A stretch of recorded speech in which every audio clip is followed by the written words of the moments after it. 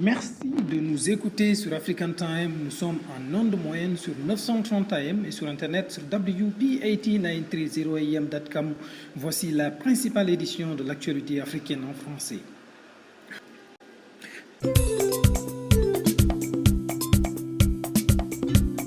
Au Sénégal, de gros nuages sur l'année universitaire. Cette semaine, l'université a été transformée en champ de bataille entre étudiants et policiers. Le bilan est lourd. Les étudiants réclament des bourses et le droit de s'inscrire en master pour tous. Le gouvernement accuse l'ancien président Abdoulaye Wade d'avoir soufflé sur les braises. Et sur le plan religieux également, la tension monte. Le livre du professeur Omar Sankaré, dans lequel il soutient que le prophète de l'islam n'est pas un illettré et que le Coran renferme des fautes, a suscité de vives réactions à Dakar. La plupart des chefs religieux ont consacré leur prêche de ce vendredi à ce livre. Le calife général des Mourides s'est fendu d'un communiqué pour condamner vigoureusement les propos du professeur agrégé de grammaire et de littérature classique. Au Mali, véritable coup de maître du président mauritanien. Le président Mohamed Ould Abdelaziz vient de décrocher un cessez-le-feu à Kidal, où des effrontements sanglants ont opposé le mouvement de libération de l'Azawad et l'armée malienne. Et puis en Côte d'Ivoire, un dégel. L'opposition sous la houlette de Pascal Affi-N'Guessan du FPI et le gouvernement se sont finalement parlé. Et le gouvernement a décidé d'élargir de prison 150 pro Gbagbo du nom de l'ancien chef de l'État déchu et détenu en prison à l'Aïe. Dans le magazine, la star de la semaine, c'est la cantatrice malienne Nawa Doumbia. Et puis l'invité de la rédaction, c'est l'ancien ministre chargé des questions religieuses du Sénégal, Bamba Ndiaye. En fin de journal, la page sportive de El Hadj Malick Ndiaye mettra fin à cette édition. Une édition présentée à Dakar par Amadouba avec la complicité technique de Fallou Dieng. Cette session d'information vous a été offerte grâce au concours de la Royal Air Maroc. La Royal Air Maroc, votre sponsor leader.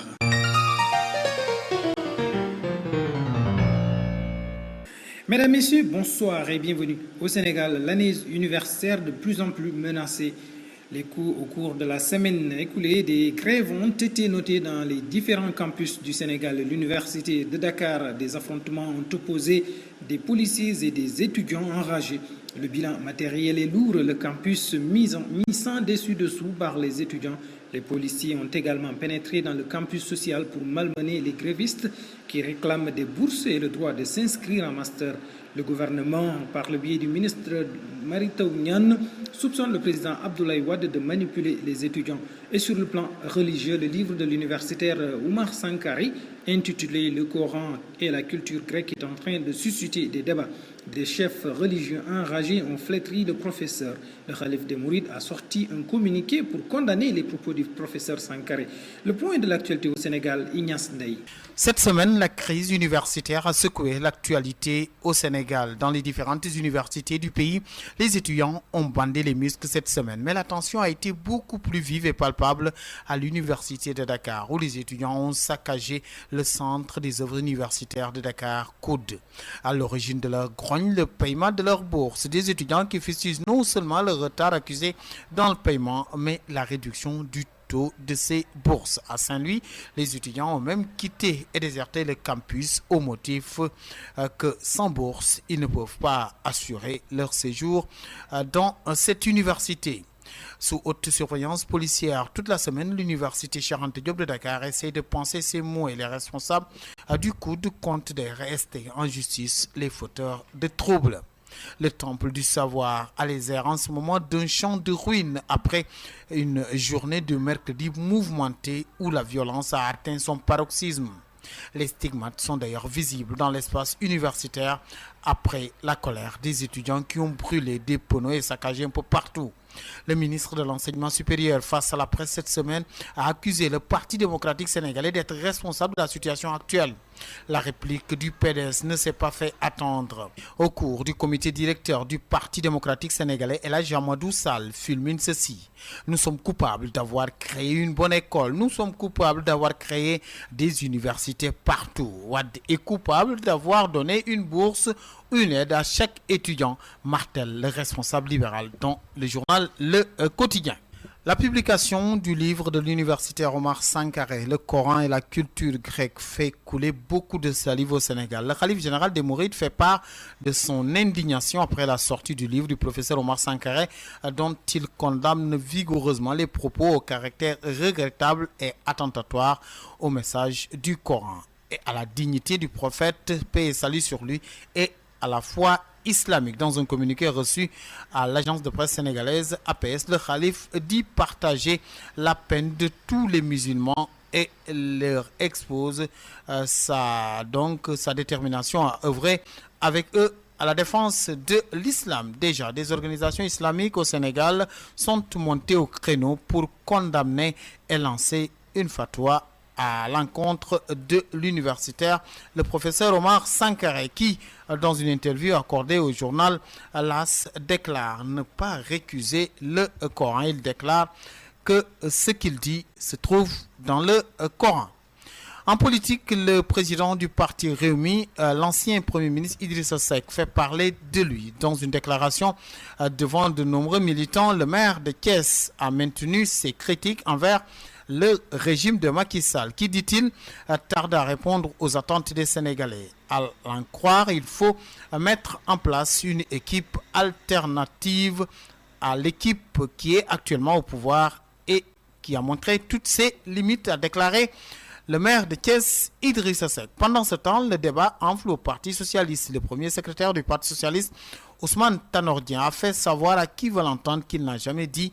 qu'il ne se représenterait pas à une élection. Je suis candidat, a-t-il laissé entendre. Pendant ce temps, le célèbre prisonnier au Sénégal, Karim Wade, réclame 46 milliards à Pape Albouri Ndao et compagnie et exige la fermeture de son cabinet d'audit. Ce dernier avait révélé à la Cour de répression d'enrichissement illicite que le fils de l'ancien président garde 46 milliards dans un compte à Singapour. Pape Albouri Ndao a reçu une citation directe déposée par Karim Wade par l'intermédiaire de ses avocats. Sur ce dossier d'ailleurs, Karim Wade, son père de président, Maître Wade, demande à Macky Sall de libérer Karim ou de le juger. Ainsi va l'actualité cette semaine au Sénégal, à Dakar pour African Time. Ignace Ndeye. Au Mali, un cessez-le-feu entre la MNLA, le mouvement national de la libération de l'Azawad et le gouvernement. C'est un coup diplomatique du président mauritanien. C'était à Kidal, au nord Mali, où la violence avait repris avec un nouvel assaut des rebelles qui ont égorgé des autorités administratives de la localité, faisant même plier l'armée malienne. L'intervention de Mohamed Ould Abdelaziz semble sauver ainsi les meubles. Isaac Maïga. Le président mauritanien Mohamed Ould Abdelaziz vient d'obtenir ici à Kidal un cessez-le-feu des représentants de trois groupes armés rencontrés. Les trois groupes représentés aux discussions étaient le Mouvement national de libération de l'Azawad, MNLA, Rébellion Touareg, le Haut Conseil pour l'unité de l'Azawad, ACUA, dissident d'un groupe djihadiste, et le mouvement arabe de l'Azawad, MAA. De violents combats ont opposé en effet le 17 mai dernier à Kidal, ville située au nord-est du Mali, à 1500 km de Bamako. Les forces maliennes et les groupes armés sont essentiellement de Touareg, mais aussi de combattre. Ces derniers ont pris le contrôle de la ville traditionnellement de Touareg, mais aussi de Renata, qui sont 60 km au sud de Kidal. Selon l'ONU, à l'issue des nouveaux affrontements mercredi, Bamako avait demandé un cessez-le-feu. Par ce cessez-le-feu, le groupe s'engage à ne plus faire la guerre, à ne plus bouger de leur position, a précisé une source diplomatique. Le président mauritanien était arrivé à Kidal en fin de matinée, en compagnie de Bert Koenders, le chef de la mission de l'ONU au Mali. Dans un communiqué, la MINUSMA a indiqué que la visite de la délégation à Kidal a fait de progrès dans les discussions avec les groupes. L'établissement des feux, la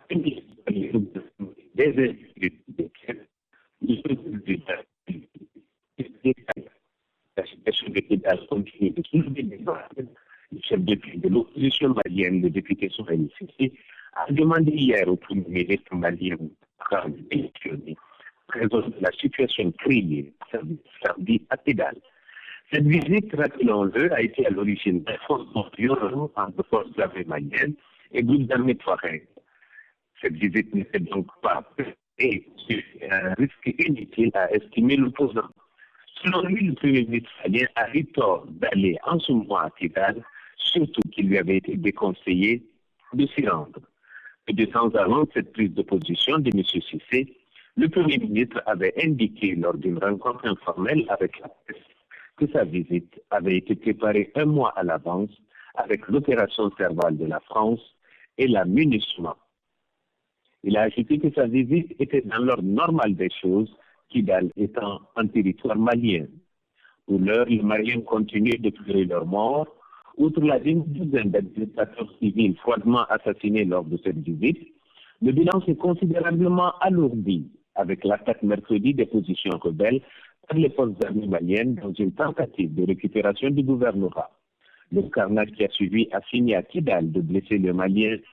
dans leur orgueil. L'inexpérience des soldats et les erreurs tactiques ont causé la déroute de l'armée qui a quitté la ville.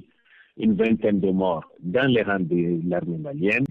une cinquantaine de blessés et quelques 70 autres faits prisonniers. Près de 90 d'entre eux se sont réfugiés au camp de la MINUSMA. Bamako a décrété dès mercredi un cessez-le-feu à la demande des Nations Unies, mais aussi 3 jours de deuil national à compter de ce jour.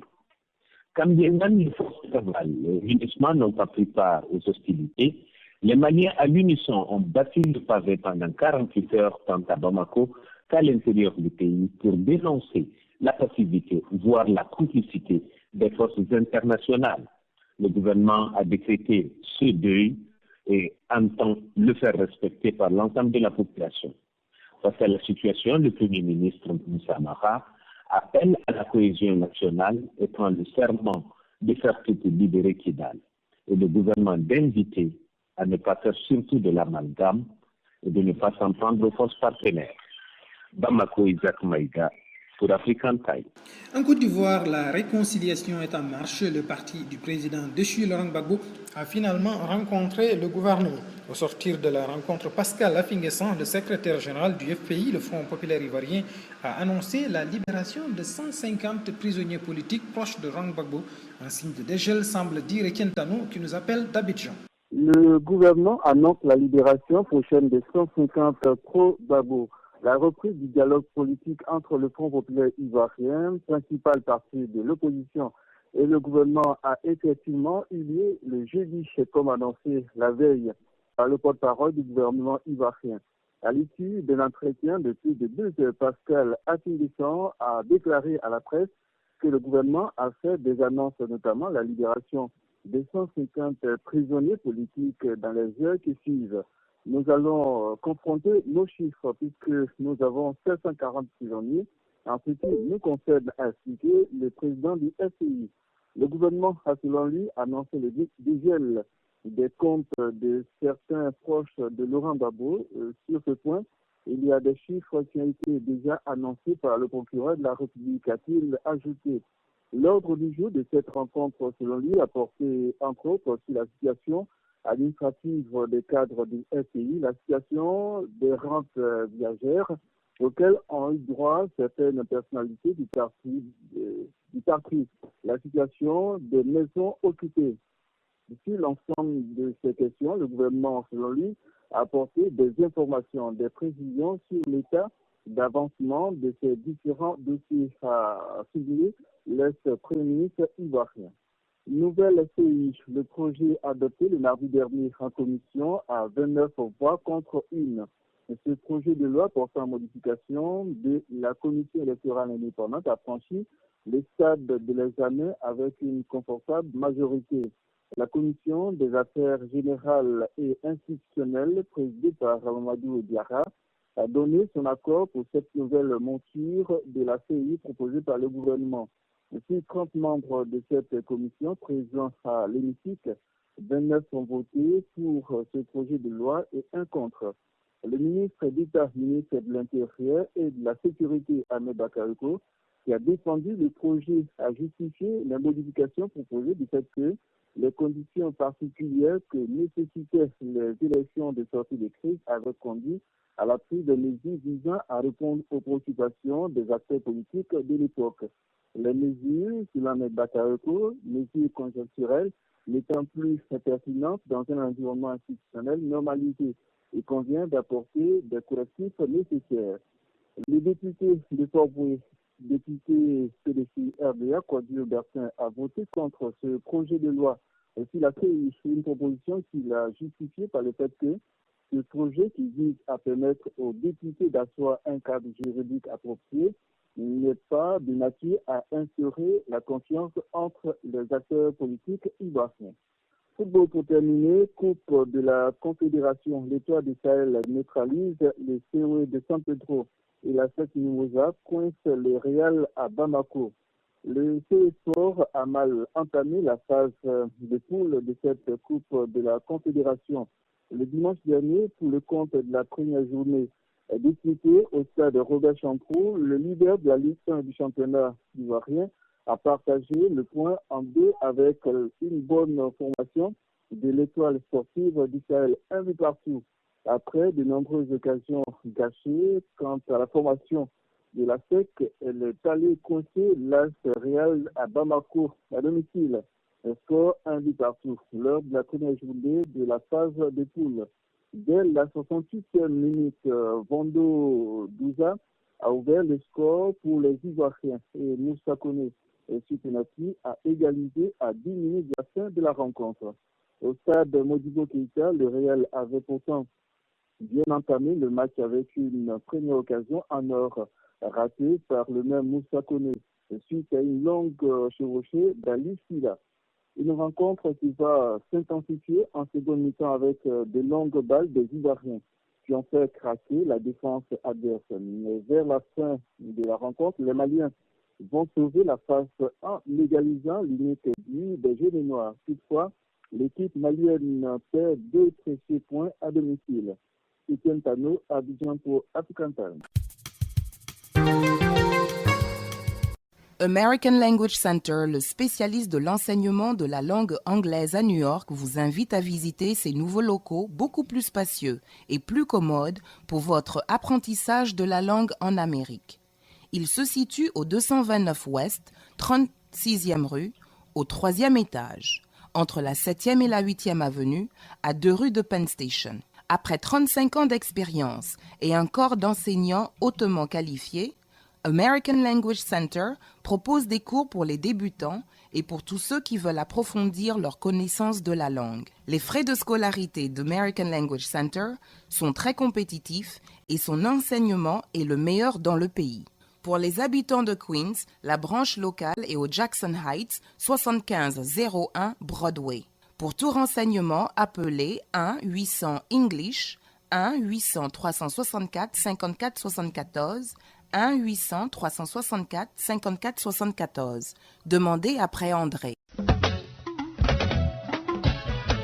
Vous aimez les belles chaussures? Alors écoutez bien. Gora Sneakers au 40 Ouest, 31e rue, entre la 5e et Broadway est l'endroit idéal. Chez Gora Sneakers, il n'y a pas de contrefaçon, tout est original. Vous y trouverez Timberland, Nike, Reebok, Sebago, Adidas et j'en passe les meilleurs. Désormais, vous trouverez chez Gora Sneakers des casquettes et des jeans des plus grandes marques. Alors, ne faites plus attendre vos pieds, offrez-leur des chaussures de qualité. Gora Sneakers, c'est au 40 Ouest, 31e rue, entre la 5e et Broadway, en face du poste office. Téléphone 212 695 64 92. 212 695 64 92.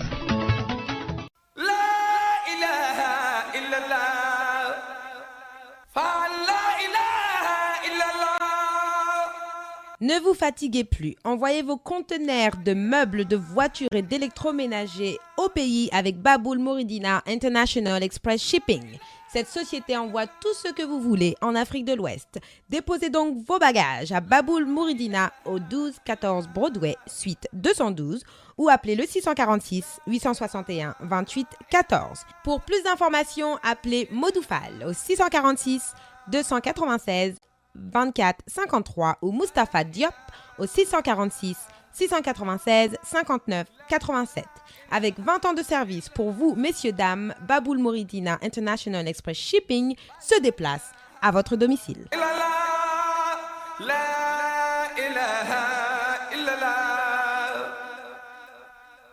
Vous écoutez African Time sur WP 8930 AM partout dans le monde et via le téléphone au 401 347 0031. Et nous ouvrons la page magazine de cette édition avec la star de la semaine d'Alain Tchenou. Aujourd'hui, il nous fait découvrir la voix suave de la diva malienne Nawa Doumbia. Elle est devenue une idole dans son Mali. Sa voix est aussi devenue l'une des références vocales de l'Afrique de l'Ouest. On la surnomme d'ailleurs la reine de Didadi. Le Mali, nous y sommes. Nawa Doumbia est la star de la semaine que nous accueillons. Bonsoir et bienvenue. Vous êtes sur Radio African Time depuis New York. Je suis Alain Tchenou à la présentation. Nawa Doumbia est née au Mali, à Mafélé, un petit village situé à la frontière de la Côte d'Ivoire. Et elle a grandi à Bougoni, chef-lieu du Ouassoulou, une région boisée située au sud de Bamako. Sa mère, qui mourut quelques jours après sa naissance, lui avait prédit un avenir de chanteuse, bien qu'elle ne fasse pas partie de la carte des griots et qu'elle n'ait a priori aucun avenir dans la musique. Dans ma famille, précise-t-elle, personne ne chante. Et l'on n'aimait pas qu'on chante. C'est pourquoi j'ai eu autant de peine à venir à la musique, ajoute la grande dame à la voix supplément. C'est d'ailleurs le ministère de la Culture du Mali qui l'a découverte alors qu'elle chantait en groupe avec ses amis. Nawa Doumbia participe alors à l'édition régionale Les Semaines de la Jeunesse, une décision qui n'a du tout pas été appréciée par son père. Tous les 2 ans, toutes les régions se regroupaient à Bamako pour la Biennale de la Jeunesse, une compétition artistique et sportive qui permettait le brassage entre les jeunes de toutes les régions du Mali. Nawa Doumbia, contre l'avis de son père, y participe et gagne avec une de ses chansons lors de la Biennale de 1980. Ensuite, elle présente au concours Découverte RFI, organisé par la Radio Mondiale. Sans surprise, elle devient la lauréate. Au Mali, c'est l'apothéose. Une artiste est désormais née, Bamako est en fête. Nawa Doumbia va parcourir presque toutes les scènes du continent africain avec pour objectif égayer ses fans qui se comptent par milliers. Gardant tout le charme de sa voix enfantine, Nawa Doumbia a décidé un retour à la tradition instrumentale du Wassoulou, une tradition qui se résume par l'absence de batterie et de synthétiseurs, mais plutôt par une forte présence du balafon, des guitares et des percussions. Et le résultat est positif. De milliers de jeunes se fient sur les rythmes que crée sa musique lors des cérémonies et autres événements musicaux. Sacré Nawa Doumbia. Depuis les studios de Radio African Time depuis New York, Alain Tchenou, c'est la star de la semaine. Merci de votre aimable attention. On se retrouve la semaine prochaine. Bonsoir chez vous. Merci. Et puis l'invité de la rédaction, il s'agit de l'ancien ministre chargé des questions religieuses du président Abdoulaye Wade. Il s'appelle Bamba Ndiaye. Il nous parle ici de ses rapports avec l'ancien chef de l'État. Le prétexte, Bamba Ndiaye est de plus en plus aphone. Oui, vous disiez que vous aviez votre métier. Je disais, quels sont vos rapports avec le président? À quand remonte votre dernière entrevue avec le président Wade? Ben, pour être sincère, un peu avant son départ pour la France. Mais écoutez, moi je ne raisonne pas comme les Sénégalais, comme beaucoup de Sénégalais. Moi je pense que la fonction de ministre c'est une fonction républicaine. Ce n'est pas une relation personnelle ni familiale, c'est une fonction républicaine. Moi j'ai été coopté par Abdoulaye Wade comme ministre parce que je pense qu'il jugeait que je pouvais lui apporter quelque chose. Je précise, malgré tout ce que les gens pensaient, qu'Abdoulaye Wade ne me connaissait pas personnellement. On avait des rapports il y avait longtemps, mais il avait oublié.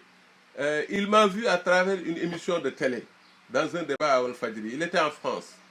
Il a demandé à Habib Sy, certainement qui était avec lui, mais qui est celui qui parle? Il a dit, mais c'est Bambedia, c'est le directeur du Messager. J'étais le directeur de publication du Messager. Mais on ne se connaît, je ne le voyais pas, alors que beaucoup pensaient que j'étais tout le temps au palais. Mais il dit, comment se fait-il que celui-là, je ne l'ai jamais reçu? Je sais, il ne m'avait jamais reçu quand il était président. Je n'étais jamais allé là-bas. Alors, il a demandé mon numéro de téléphone de France, il m'a appelé. Il m'a dit, j'aurais souhaité vous voir à mon retour. Je rentre samedi, le dimanche, à 10h, j'aurais voulu te voir au palais. Le dimanche, j'avais même oublié, Dieu seul sait. À 10h, il m'a encore rappelé pour me dire, Bamba, tu es à Dakar? Je dis oui. Il dit, tu peux passer au palais. Je suis allé le voir un dimanche, c'est là-bas où il m'a nommé ministre conseiller, chargé de la communication de la présidence de la République, chargé des relations avec la presse, porte-parole de la présidence de la République. Il n'y avait pas les affaires religieuses. C'est dans nos discussions, dans les débats, que je lui ai parlé des problèmes islamiques qui se posent, parce qu'à l'époque, il y avait des problèmes avec l'Église, il y avait des arabisants qui avaient certains problèmes. Je lui ai parlé de tout ça. Il me dit, mais justement, toi, dans ton débat, je t'ai vu rester des versets du Coran. Où est-ce que tu as appris l'arabe? Je lui ai dit, mais monsieur le président, moi, l'arabe, c'est ma langue de base. Moi, j'ai étudié ici jusqu'à la maîtrise à l'université de Dakar et j'étais au département d'arabe. Il m'a dit, ah bon? J'ai dit oui. Il m'a dit, mais toi donc, je peux te charger également des affaires des arabisants. Je lui ai dit, monsieur le président, pourquoi pas des affaires islamiques tout court? Il m'a dit, mettons les affaires religieuses parce que nous sommes dans un pays laïque. Je lui ai dit, vous avez raison, monsieur le président. C'est comme ça que c'est parti. Alors, donc, moi, il m'a découvert à travers le travail que j'abattais. Dieu seul sait, en tant que Sénégalais, mais je n'attendais pas un sou pour te dire qu'il ne me recevait pas, lui-même ne me connaissait pas. Donc, il ne me donnait rien. Et certains me disaient, mes amis me disaient à l'époque, je me rappelle bien, mais toi, tu es un fou parce que tu fais plus que les gens du PDS alors qu'on ne te donne rien, on ne te donne pas ceci. Mais ce n'était pas ce que je cherchais. Moi, quand je suis dans un débat, je défends une conviction. Je ne dis jamais des choses auxquelles je ne crois pas. Ça c'est moi. Donc, c'est comme ça que c'est parti. Et quand la fonction ministérielle est terminée avec la chute du pouvoir, j'ai compris que c'est terminé. Abdoulaye Wade, quand même, reste un ancien président de la République pour le Sénégal. Et pour moi aussi, il reste un homme exceptionnel à bien des égards. Il faut le dire, il a des qualités exceptionnelles. Je le reconnais. Mais je trouve que cette relation professionnelle qu'on avait est interrompue. Vous n'avez pas essayé, depuis qu'il est venu, par exemple, Non, en vérité, non. Je vous dis, je parle très sincèrement. Parce que je pense que lui, il est engagé avec d'autres membres du PDS dans la politique. Et nous sommes dans une période politique très effervescente. Je laisse le temps passer pour que ça soit plus apaisé, qu'il soit plus libre et tranquille, pour que je puisse aller le saluer comme un ancien président du Sénégal qui revient au Sénégal dans son pays. Mais nous entretenons de très bons rapports, à part cela. Politiquement parlant, vous n'êtes pas engagé dans un parti? Non, dans aucun parti. Vous avez parlé de transhumance? Non. Vous savez, moi, peut-être les Sénégalais, je dis souvent qu'ils ne font pas attention à beaucoup de choses. C'est dommage. Moi, j'ai soutenu Abdoulaye Wade parce que j'étais aussi directeur de publication du Messager, qui était un journal qui avait une ligne rédactionnelle très claire, qui était d'accompagner le gouvernement d'Abdoulaye Wade. Donc, j'y ai travaillé en tant qu'employé. C'est comme ça, comme je l'ai raconté, qu'Abdoulaye Wade a découvert peut-être mes talents de débatteur. Il m'a coopté comme son porte-parole. Et après, j'ai migré au ministère des Affaires religieuses. J'ai organisé des conférences des oulémas d'Afrique et des oulémas du monde, etc. Et voilà, c'était ça la mission. C'est terminé.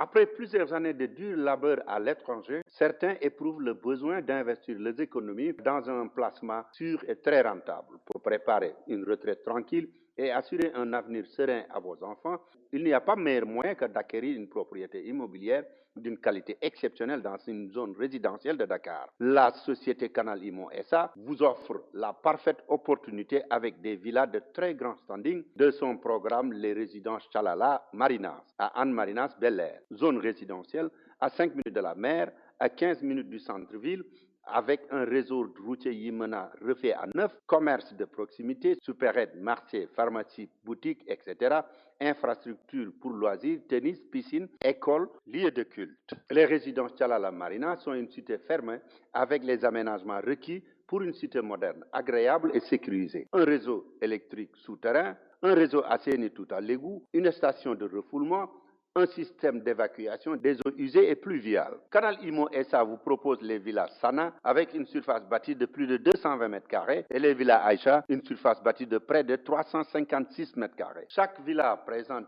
3 niveaux, un rez-de-chaussée et 2 étages. Leurs prix sont les plus abordables pour ce type de logement sur le marché. Les travaux de construction des villas ont démarré et l'évolution du chantier peut être suivie en temps réel sur le site Canal Immo SA, www.canalimosa.sn. Pour toute information, contactez Canal Immo SA, Sacré-Cœur 2, numéro 86 19 H, téléphone 33 864 44 88 ou 77 637 94 94. Email info@canalimosa.sn ou contactez Dambabou de ACN, le représentant de Canal Immo SA aux États-Unis au numéro 646 932 83 81.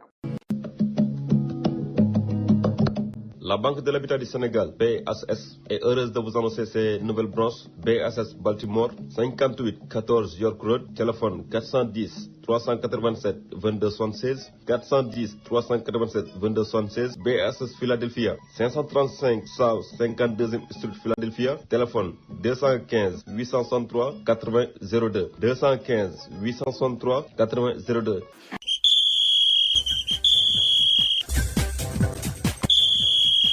Enfin, sport, et l'on démarre avec les éliminatoires de la Coupe d'Afrique des Nations de football 2015. Après le match concédé avant-hier, le match nul concédé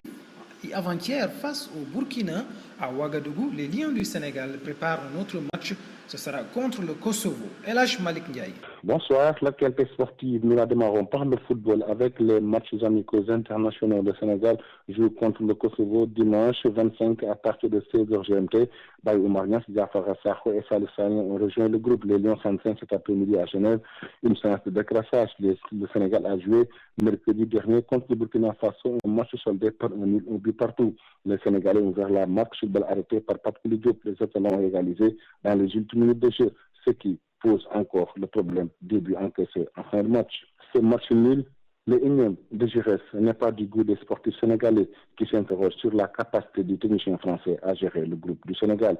Ce match Burkina Faso Sénégal a réveillé les démons. La tutelle et la Fédération sénégalaise de football ne mettent plus sur la même longueur d'onde à l'origine de non-paiement des primes.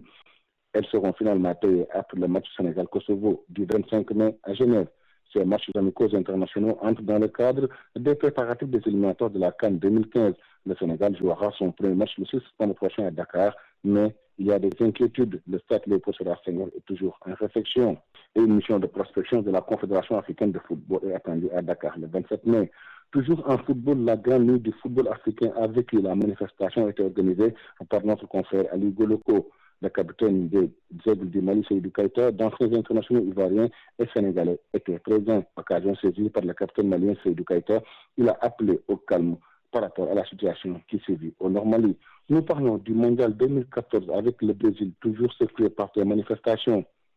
L'ancien champion du monde, le roi Pelé, face à la presse, a appelé au calme. Au même moment, les équipes continuent leur préparation. Football toujours, l'ancien président de la gendarmerie de Dakar, Momar Ndiaye, placé sous mandat de dépôt pour faux. C'est au sujet de la vente du terrain de la vieille dame. D'ailleurs, la gendarmerie de Dakar prépare le tournoi de montée en Ligue 2. Elle jouera contre l'Assa le 27 courant. Les Guéras de Dakar creusent l'écart. Les Verts Blancs sont toujours leaders de la Ligue 1 après la victoire 2-1 face à la Senior. Au même moment, Pikine, deuxième, perd face à Niaritali. Ligue européenne des champions, la finale est prévue demain samedi, Inch'Allah Rabbi. Une finale 100% espagnole, Real Madrid, Atlético Madrid. un boucle par la lutte avec le combat Ama Baldé Malick Niang. Le combat est prévu le 1er juin prochain. Les deux lutteurs ont fait face à la presse. Ils ont promis de se donner à fond. Le combat est organisé par le promoteur Gaston Mbengue. El Hadji Malick Ndiaye depuis Dakar pour African Time.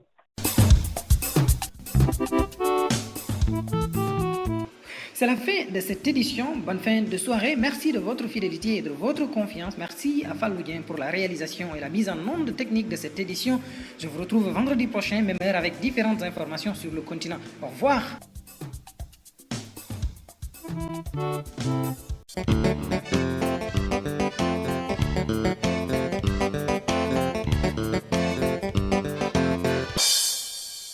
mbokk yi ñu ngi leen di nuyu te di leen gërëm ci déglu bi ngeen def seen émission fii ci African Time ci WPAT 930 AM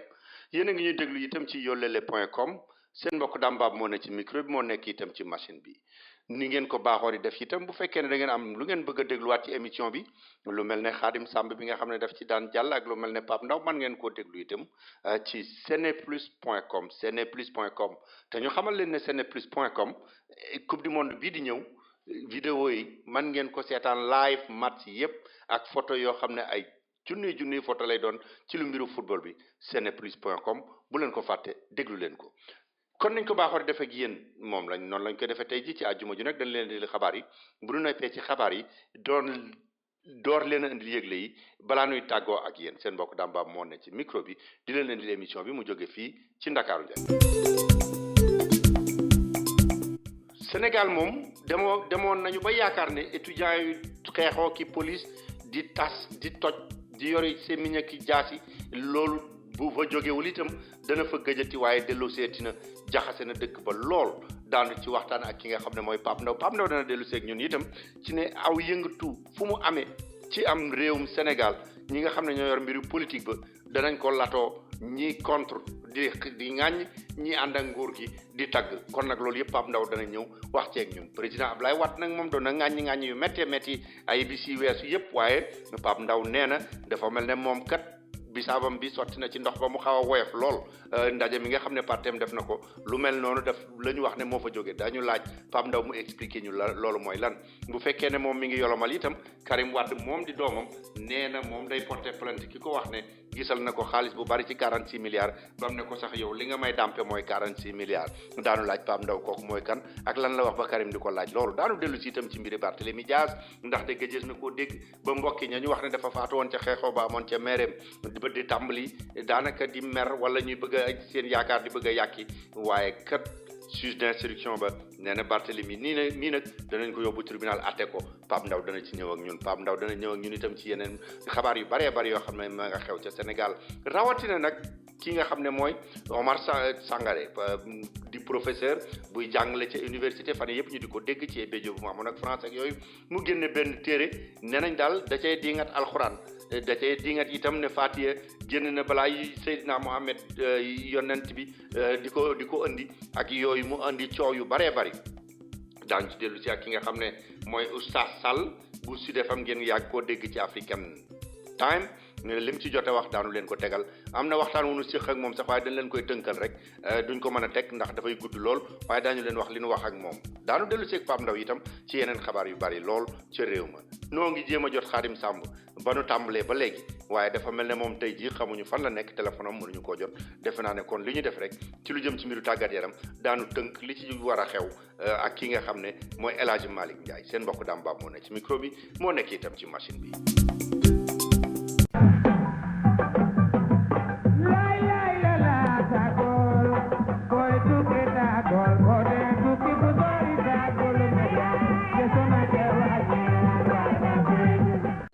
waaw Pape Ndaw kon ni ma ko waxee rek dañuy daal di ñëw ak yow ci li nga xam ne moo jëm ci mbiri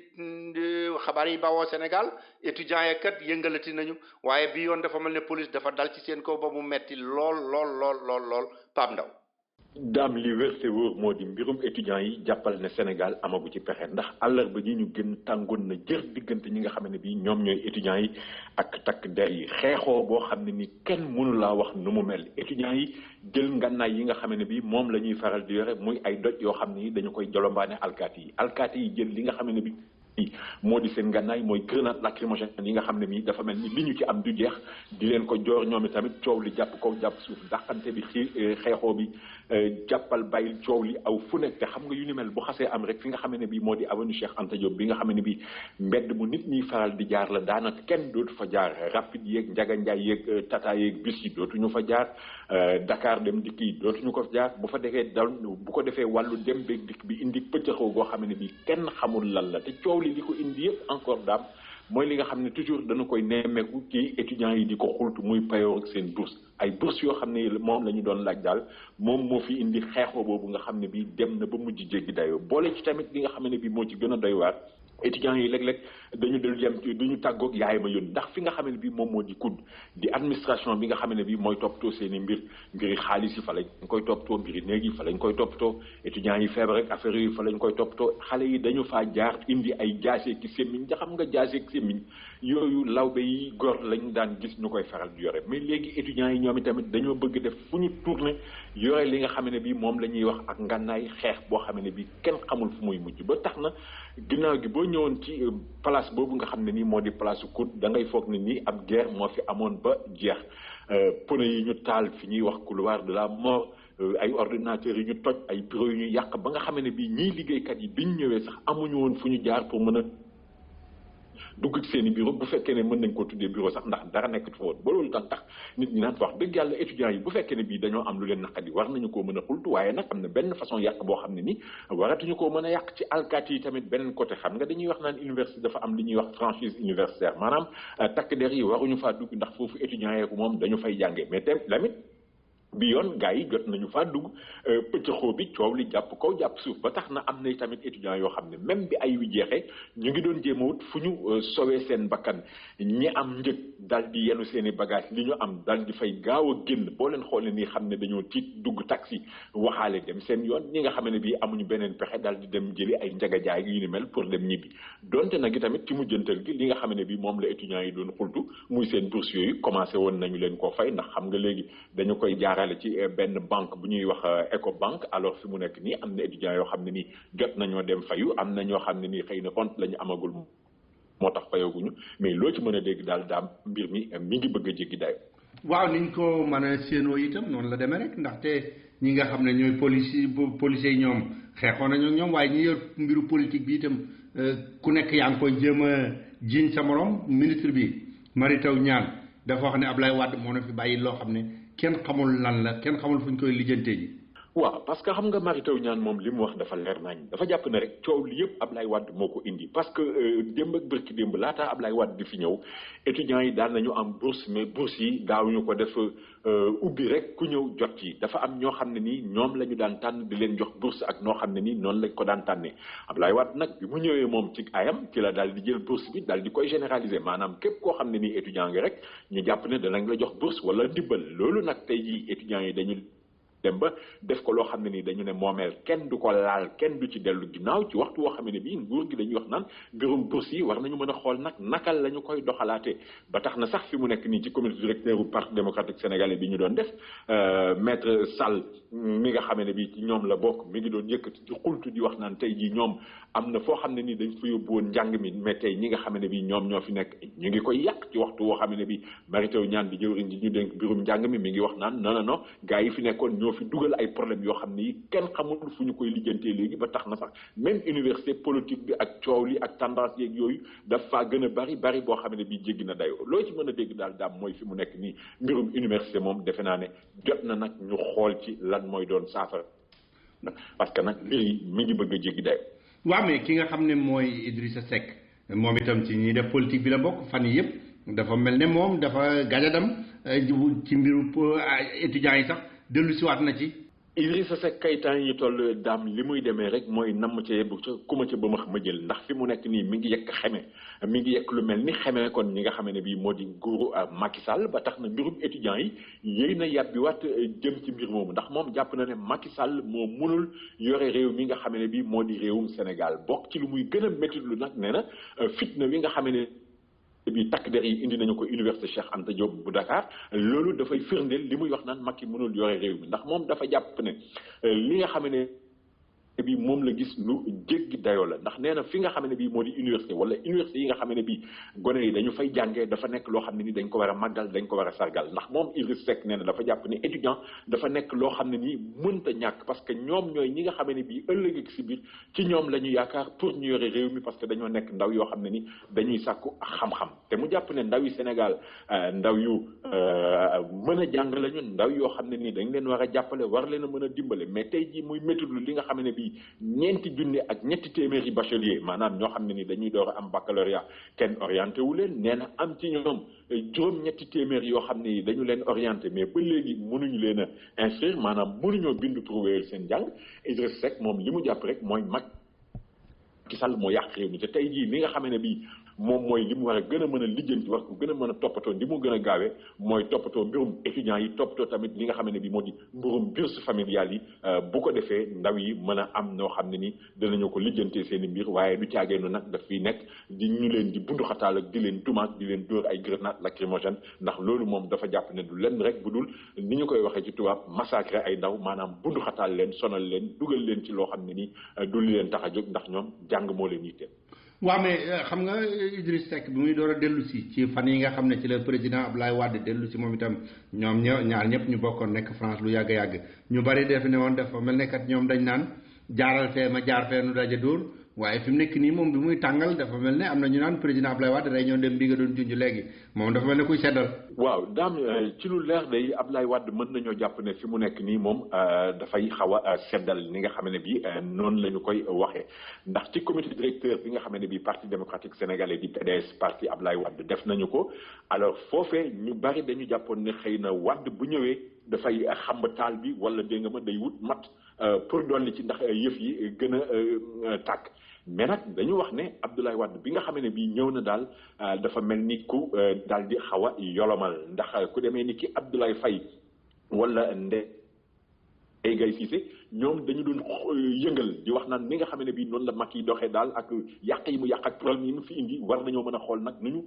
jàkkaarloog moom dal di koy bundu xataal wala en tout cas delloo ko li nga xam ne bii moom lay jéem muy jafe-jafe yi nga xam ne bii moom lay indi waaye Abdoulaye Wade nag dafa leen ni déet teg leen ci suuf fi mu nekk nii daal nañu bàyyi ba li nga xam ne bii moo di élection locale yi ñu dëgmal daal di jàll bu ñu demee ba élection locale yi jàll nag dinaa leen wax lan mooy sama mot d'ordre ak nan mooy ni nga xam ne bii noonu la ñu war a doxalee jëm ci mbir yi parce que na Abdoulaye Wade moom dafa jàpp ne fi mu nekk ni tey tembe li nga xam ne bii moo gën a jàmp gën leen a yitteel mooy daal élection locale yi nga xam ne bii moom la ñu dëgmal ñu daal di koy song bu ko defee xool nan la ñuy def wala fan la ñuy jaar ba mën a daan ki nga xam ne bii moo di Macky Sall parce que Abdoulaye Wade élection locale yi dafa jàpp ne tey jii laaj bi nga xam ne bii moom la ciy laaj boppam di ko laaj waa Sénégal mooy ndax rëccuwuñu ni nga xam ne bii noonu la ñu ko daanee ci wote yi ñu génn daal di fal Macky Sall dafa bëgg wax ne rek ci gàttal li nga xam ne bii xëy na moom la ñu doon yaakaar ci Macky Sall gisuñu ko ba tax na tey jii mi ngi wax naan boo moytuwul nag ñi nga xam ne bii moo ko fi jëlee muy électeurs yi ak seen carte boo moytuwul ñu ngi commencé am rëccu parce que la ñu doon yaakaar gisuñu ko ndax tey jii dañoo toll ci jamono joo xam ne nii rek nit ñi bañ nañu ko ba koo ci ne nii mu ne la dëkk bi dafa màkki maanaam daal mbir yi dafa jaxasoo mbir yi dafa gën a teng la ñu yaakaaroon amuñu ko nañu def nag dam li wolof di wax rek seetaan a dàq ci ndaje li ci kanam raw li gën. waaw xanaa bokk xam nga lu wax nga dëgg de ndaxte mbiri politicien moom seen i mbir dafa doy waar lool ndaxte kenn xamul ndax dafa yolomal kenn xamul ndax dafa yëddu parce que dégg nga kii di Mimi Touré Aminata Touré Mimi nee na Wade de bu bëccëgee muy wax ca kaw kaw bu guddee muy raam naan jéggal leen ma nañu seet nu ñu def kenn xamul daal Pape loolu yëpp daal nañu aajate ñëwaat rek. demal te ñëw daal. fépp fu nu mën a tukki moo xam ci biir réew mi la moo xam bitim réew rawatina nag bu dee Afrique suñu gos la fa nu war a dem mooy Kara Tour and Travel billet bu ñuy jaay ak avion boo bëgg a demee demal Kara Tour and Travel mu jox la ko ci njëg yoo xam ne mënuloo ko amee fenn xew wu nu am wu nu ñor dëgg fa nu war a dem mooy Kara Tour and Travel bu nuy yegg ci mu ñu jox suñu billet ci njëg yenu gënal daal di nuy wax avion ba nuy dugg ak kañ lay dem nu daal di dem ci lu gaaw a gaaw téléphone 212 683 2223. Kara Travel jàpp leen adresse am bu bees bi 120 West 116th Street room 3C ci diggante 7th ak Lenox Avenue. BHS bu New York li mu leen digoon ne dana leen gën a jege si fu ngeen mën a nekk ci Amérique tàmbali na di ko def directeur am Abdoul Aziz Sy ci Amérique yépp mi ngi leen di xamal ne Philadelphia adresse bi mu ngi nekk 535 South 52nd Street téléphone 215 863 8002 215 863 8002 Baltimore mi ngi nekk ci 5814 York Road 5814 York Road téléphone 410-387-2276 410-387-2276 Montréal itam adresse bi mi ngi nekk ci 95 Jean Talon Est 95 Jean Talon Est téléphone 514 419 81 22 419 81 22. fu ñu ko waxee ñëpp yaakaar ne mënula am ndax day neex lool Omar Diop bu Interpat Computer ñëwati na ak benn spécial boo xam ne bu ma leen ko waxee li fekk demu leen fa da ngeen di yaakaar ne mënula am. Interpat Computer yéen ñi nga xam ne yëpp da ngeen a soxla woon ay tablette yoo xam ne moom ngeen di doxantoo moom ngeen di jënd di ko joxe ay cadeau te mu yomb lool daf ci am spécial boo xam ne $100 rek lay jar $100 yu bees tax nga dem joxe $100 kese ñu jox la sa benn tablette nga daal di dem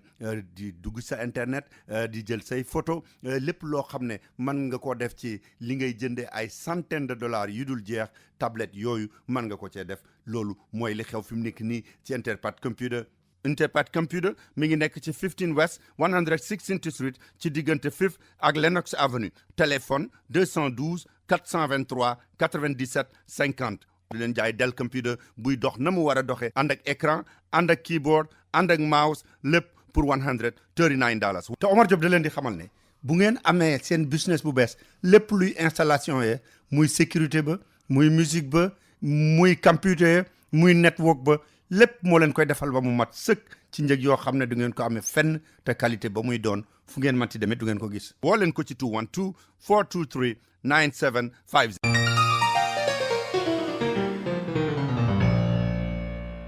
waa Pape ba tey ci politique bi lañ nekkoon génn guñu ci ndax ci wàllu yoon lañ jëm waaye wàllu yoon bu ànd ak politique Karim Wade ki nga xam ne moom la tribunal bi jëloon ne ko gëstul ma ba xam lu mu am bitim réew kooku ñëw ne gis naa lu ëpp 45 milliards nee na ko loolu sos la gu gopp danañ ci dem tribunal man ak yow sax bu bokkul ak plainte biñ ma dugale fii. mais ci lu leer nañ Dame Babou Karim Wade dafa fas yéene jàkkaarloog ci yoon ak ki nga xam ne bii moo di Pape Albouri Ndao te xam nga Pape Albouri Ndao dafa yore benn cabinet d'audit moom dafa am lu ñu ko gëstuloo woon jëm ci mbiru alal ji nga xam ne bii ñu ngi tuumaal Karim Wade wala boog ñu ngi koy jiiñ naan daf ko luubal wala am na lu mu ci jël yàq ko bitim réew ba ñu doon waxu alal joo xam ne ni dafa feeñ fële nga xam ne bii moo di Singapour ñuy wax naan Karim jëm na faa nëbb lu toll ci ñeent fukki milliards ak juróom benn ci suñuy koppar alors loolu tey jii moom la Karim Wade di weddi ba mu set wecc di wax nag naan Karim ki nga xam ne bii moo di kon Pape Albouri Ndao dafa def li nga xam ne bii mën nañu ko wax ci làkku nasaraan faux en écriture maanaam mbind moo xam ne nii daal dafa nekk mbind moo xam ne nii dañu koy génne wala dañu koy siiwal jëm ci nguur gi war ci sukkandiku pour am loo xam ne nii daf koy doxal moom Karim Wade nee na Pape Albouri Ndao loola la mu ca def amul lenn loo xam ne nii daf cee niru dëgg ba tax nag mu jàpp ne dafa yàq deram daf ko sosal daf ko tuumaal loolu moo tax nag Karim Wade ànd ak avocat yi nga xam ne bii ñoom ñoo koy layal wëlbatiku nag ne dañuy dal ci kaw ki nga xam ne bii moo di Pape Albouri Ndao dal di koy yóbbu fa mbaxana doone benn bu ko defee ñu lijjanti li nga xam ne bii moo di mbir moomu mais Karim yemul ci loolu rek dafa bëgg sax cabinet d'audit bi nga xam ne bii moom la Pape Albouri Ndao yore bu ñu attee ba pare cabinet boobu ñu dal di ko tëj te itamit moom Karim mi ngi wëlbatiku di laaj ndàmpaay Pape Albouri Ndao lu toll ci ñeent fukki milliards ak juróom-benn yooyu nga xam ne bi ci rapport d'audit bi moom Pape Albouri Ndao dafa wax ne Karim jël na alal du toll noonu daal di koy làq fa nga xam ne bi moo di Singapour alors loolu nag nekk tey ji loo xam ne ni lu yees la ci dossier Karim Wade ndax dañu doon wax naan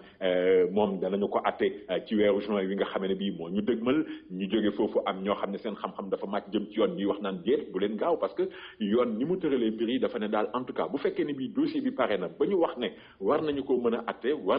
a atte xëy na ci diiru ñaari weer mais nag teguñu app boo xam ne al foog ñu atte ko ci biir loolu ba nga xam ne buñ ko ci defuloon kon dañuy mën a wax ne gars yi doxaluñu li nga xam ne bii moo di yoon ba tey rek kon mbir mi ngi nekk ci loxo yi procureur ëttu attekaay boobu nga xam ne bii moo di toppatoo mbir yooyu ba tax nag ñu ngi xaar mais xaar boobu ñuy xaar atte Karim Wade ci la Karim nag song keneen koo xam ne ni moom dafa jàpp Karim Wade ne kooku daf ko tuumaal ba tax nag ñu nar a jàkkaarloo ak kooku encore ci li nga xam ne bii moo di tribunal loolu kon di beneen affaire boo xam ne daam danañu ko topp ba xam fan lay mujj. waaw Pape am na loo xam ne itam kat ñu ngi ko doon topp moom kenn mënagul a xam fan lay mujj mooy mbiri Tahibou Ndiaye delluwaatoon na jàkkaarloog juge bi ay doomam ak i mbokkam dem nañu ba ñu ne ñoom bañ fa jógee wax dëgg jëlewuñ fa tiitaange ñi ngi naan sax Tahibou moom ci boppam dafa mel ne mi ngi bëgg am yaakaar. waaw xam nga Tahibou daam moom ca ndoorte la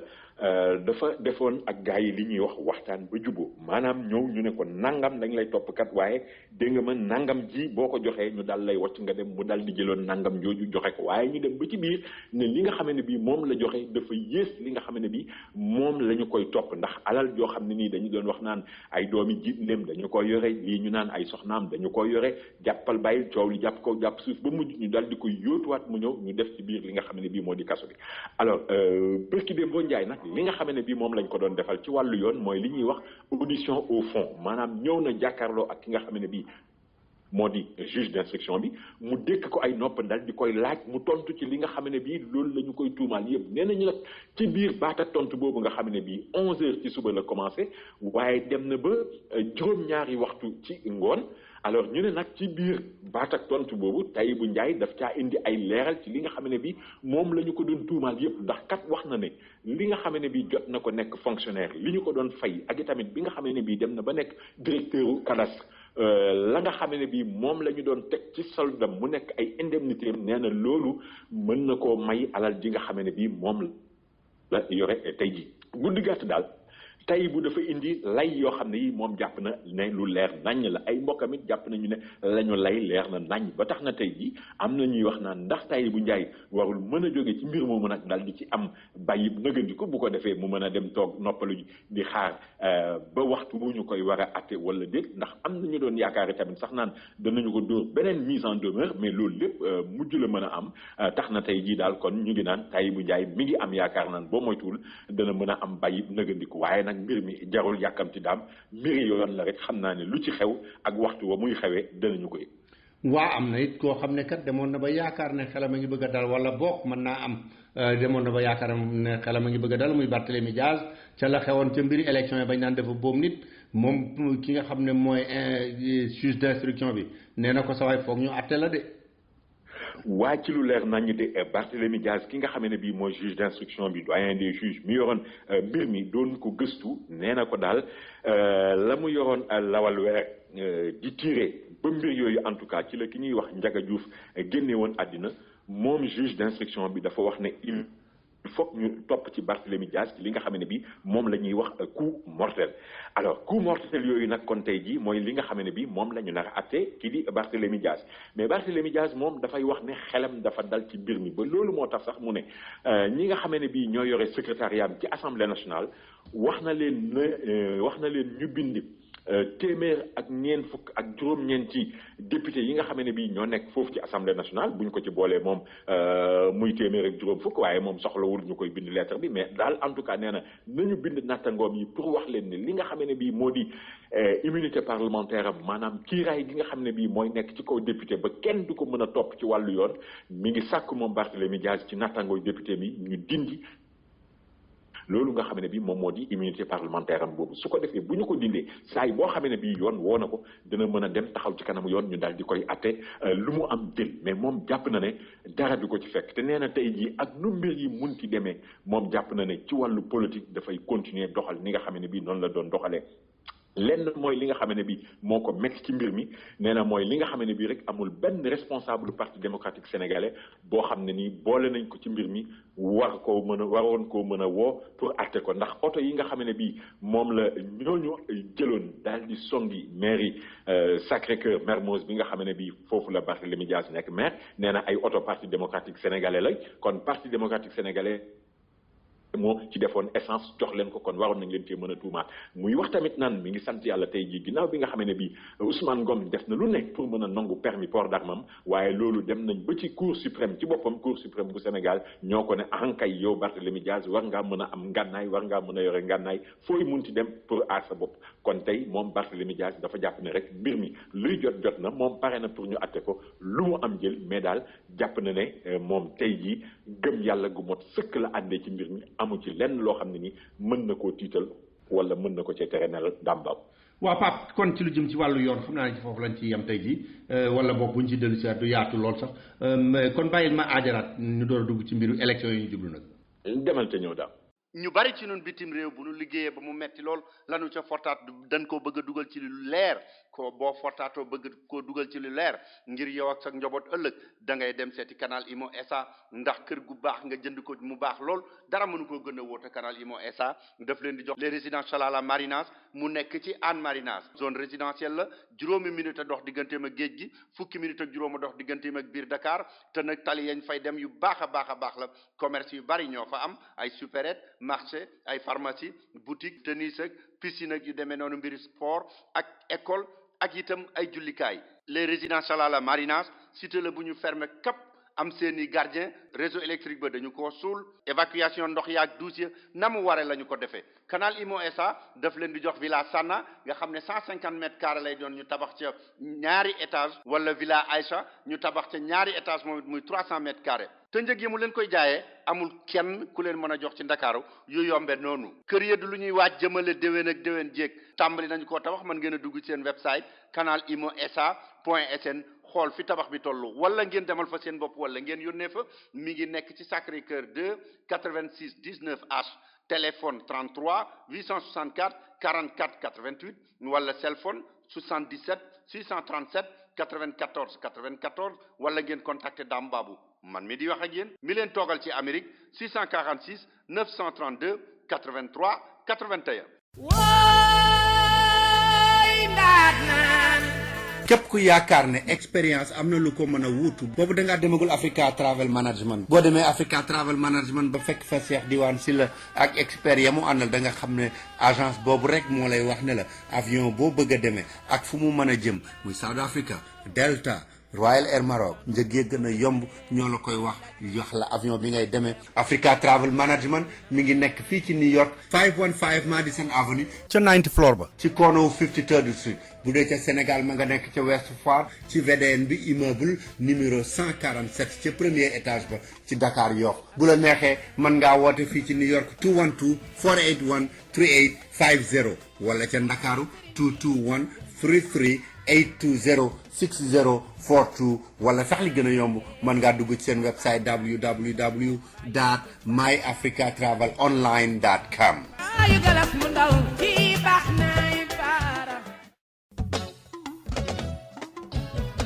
American Language Center mi nga xam ne moo leen di jàngal anglais moo leen di xamal ne ku nekk ci réew boo bëggee sa dëkk neex fa da nga war a wax làkk wa ñu fay wax moo tax mu ne leen bu ngeen bëggee jàng anglais ñëw leen seet si ko mi ngi ci locom yu bees yi 229 West 36th Street ci third floor bi ci diggante 7th ak 8th Avenue jege lool Penn Station fanweeri at ak juróom a ngi nii ñuy jàng anglais te jàngalekat yi gën a aay ci dëkk bi ñoom la ñu fa dajale bu fekkee ne da ngay door a tàmbali wala nga bëgg a bënnal sam njàng itam foofa nga war a dem te la ngay fay tuuti na lool moo gën a yombale ci dëkk bi yéen ñi dëkk Queens itam dem leen ci Jackson Heights ci 75-01 Broadway bu ngeen demee fekk fa American Language Center bu ngeen ci bëggee xam lu gën a leer woote leen ci 1-800 English 1-800 364 5474 1-800 364 5474 bu ngeen wootee laajte André.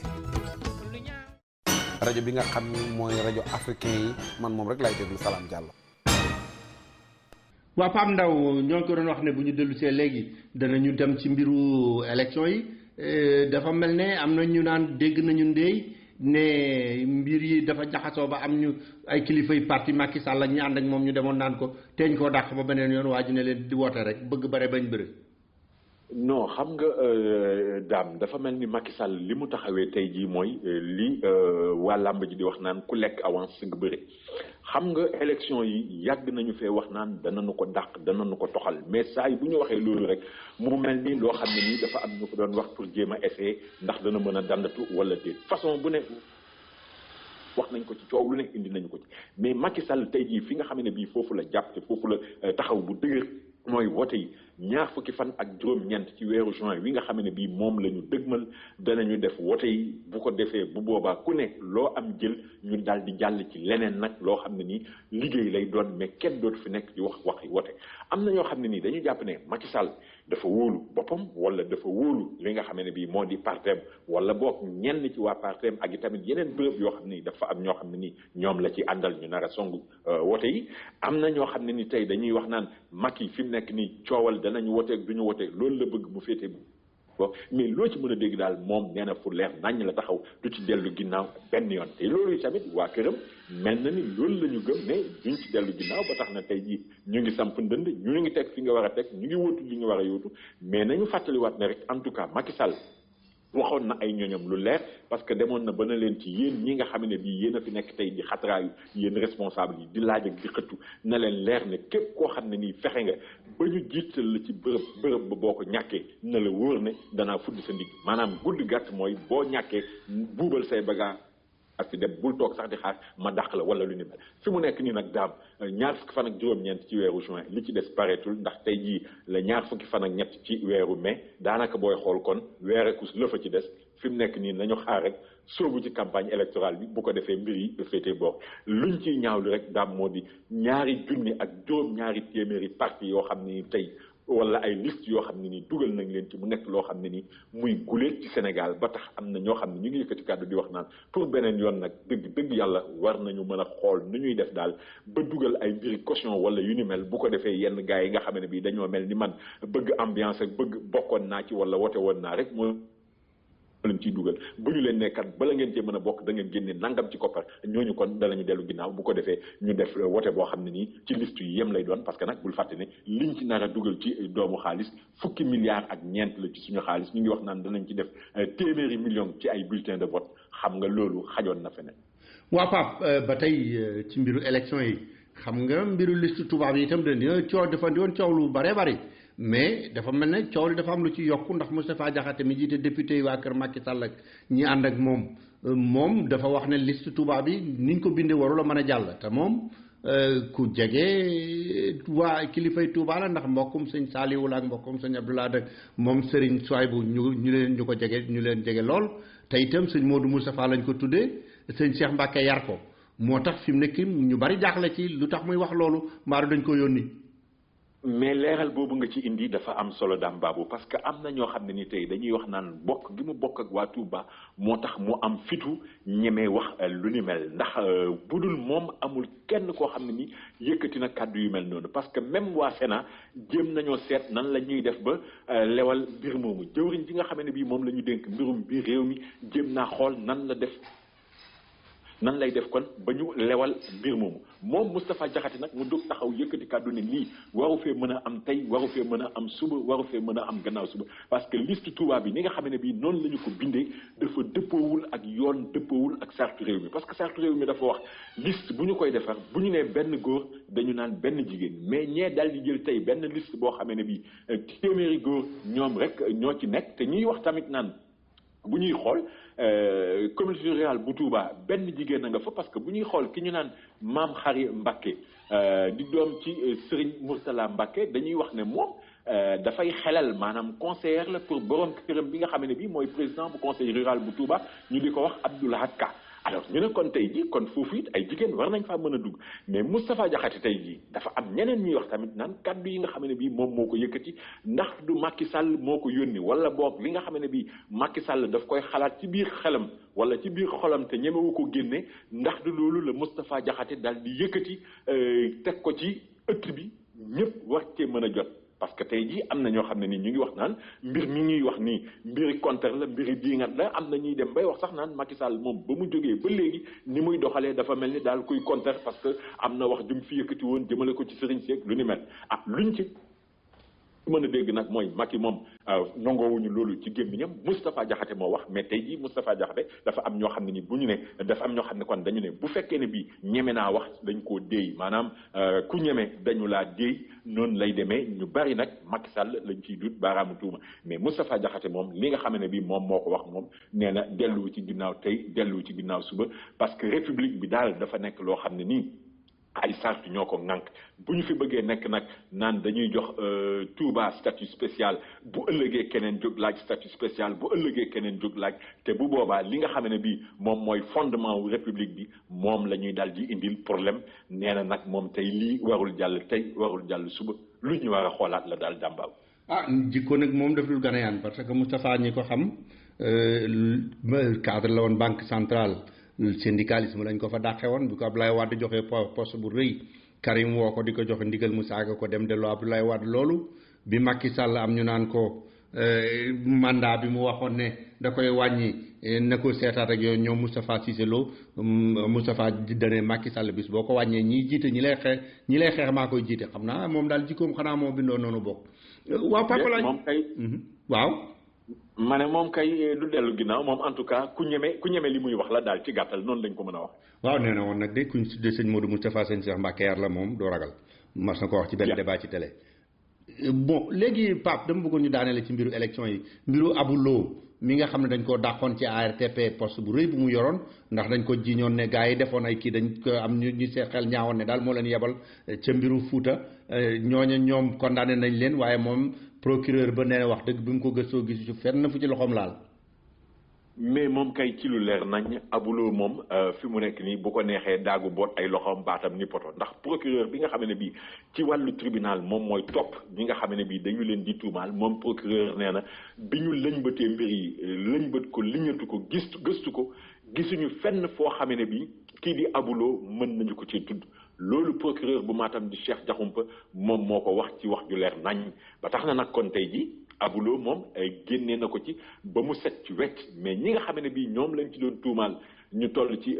juróom benn alors ñooñu dañu leen a tëj ñaari ati kaso waaye ñaari ati kaso yooyu duñu ko tëdd ndax dafa ànd ak li ñuy wax sursis mu nekk loo xam ne nag Aïssata Tall Sall mi nga xam ne bii moo leen doon layal moom rafetlu na ko lool parce que nag wax na ne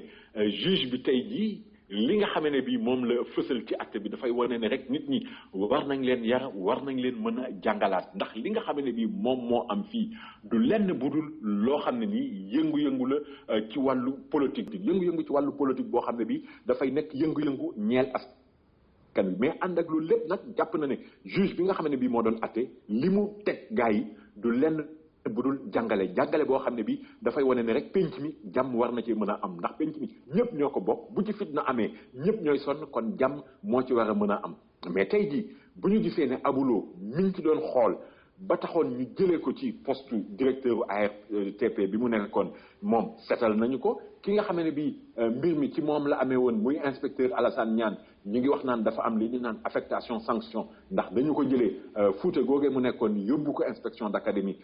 bu Matam ginnaaw loolu daal mën nañoo jàpp ne mbir mi féetee na boor ndax attekat bi dafa indi li nga xam ne bii moom la ñuy wax verdict d'apaisement maanaam loo xam ne ni daal dañoo bëgg xel yi dellu si jàmm dellu si bu ko defee nag ñi def mbir mi xam ne li ñu def waruñu ko woon def ndax fi mu nekk nii tey ñaari ati kaso yi duñu ko tëdd waaye dafay nekk tiim seen bopp ndax ëllëg ak si biir ci ñoom ku fi defati naka su dul noonu fii ak diiru li mu nangam ci at dañu koy daal di jël rek dugal ci kaso bi mu tëdd ñaari at yooyu laataa ñuy lijjanti leneen li nga xam ne bi moom la def dàmbaaw. waaw kon Pape foofu la ñu yem ci politique bi tey bàyyi ma demaat te ñëw. demal te kaay déglu leen ma wax leen lu neex a neex képp koo xam ne da nga doon wax ne bëgg naa lekk ci restaurant africain nag waaye dama bëgg mu moderne ne restaurant yi nga xam ne moom la yeneen réew yu mag yépp di am fii ci New York fii ci diggu Harlem Jey restaurant kër Asta Maram Jey restaurant chez Asta Maram bépp ñam woo xam ne da ngeen koy lekk ci restaurant yu africain yi waaye bu ngeen ñëwee da ngeen fekk place ba mu moderne goo xam ne dafa dem ba sax waañ wa dafay ubbeeku boo nekkee ca salle ba di lekk da ngay seen waañ wa mu dal sa xel xam ne fii moom lu set wecc lu moderne loo xam ne Rousseau fa yóbbu kenn moom la Jey restaurant kër Asta Maram 2479 8th Avenue ci diggante 132nd ak 133rd téléphone 212 861 food 212 861 36 63 212 861 3663.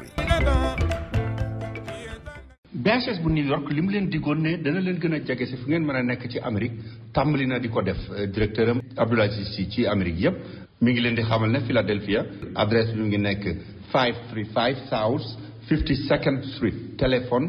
215 863 8002 215 863 8002 Baltimore mi ngi nekk ci 5814 York Road 5814 York Road téléphone 410-387-2276 410-387-2276 Montréal itam adresse bi mi ngi nekk ci 95 Jean Talon Est 95 Jean Talon Est téléphone 514 419 81 22 419 81 22. waa Pape bu ñu ñëwee ci wàllu koom-koom ak yu demee noonu xam nga ñu bari ñoo xam ne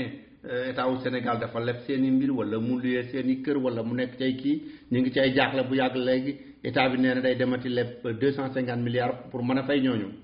ñaar téeméeri milliards ak juróom fukk ci suñuy koppar moom la nguuru Sénégal wax ne fi mu nekk nii mi ngi koy leb loolu nag nekk ci wàllu koom-koom loo xam ne nii daal ñu ngi koy tuddee emprunt obligataire mu nekk loo xam ne nii nguur gi daf koy leb waaye bu koy leb dafay wax app bi nga xam ne bii moom lay téye mbir moomu ak kañ la koy fay ak itamit bu koy fay ana lan mooy li nga xam ne bii moom la ñuy teg ci kaw pay boobu ndax xam nga koppar moom ku koy leb ku nekk dana am as nangam soo xam ne si moom mooy tegu ci kaw bu ko defee mu jëm ci mbir moomu alors fi mu nekk ni nag gouvernement Sénégal dafay daal di dugg ci li nga xam ne bii moom la ñuy wax marché financier international bi bu ko defee mu daal di teg emprunt obligataire boobu muy limu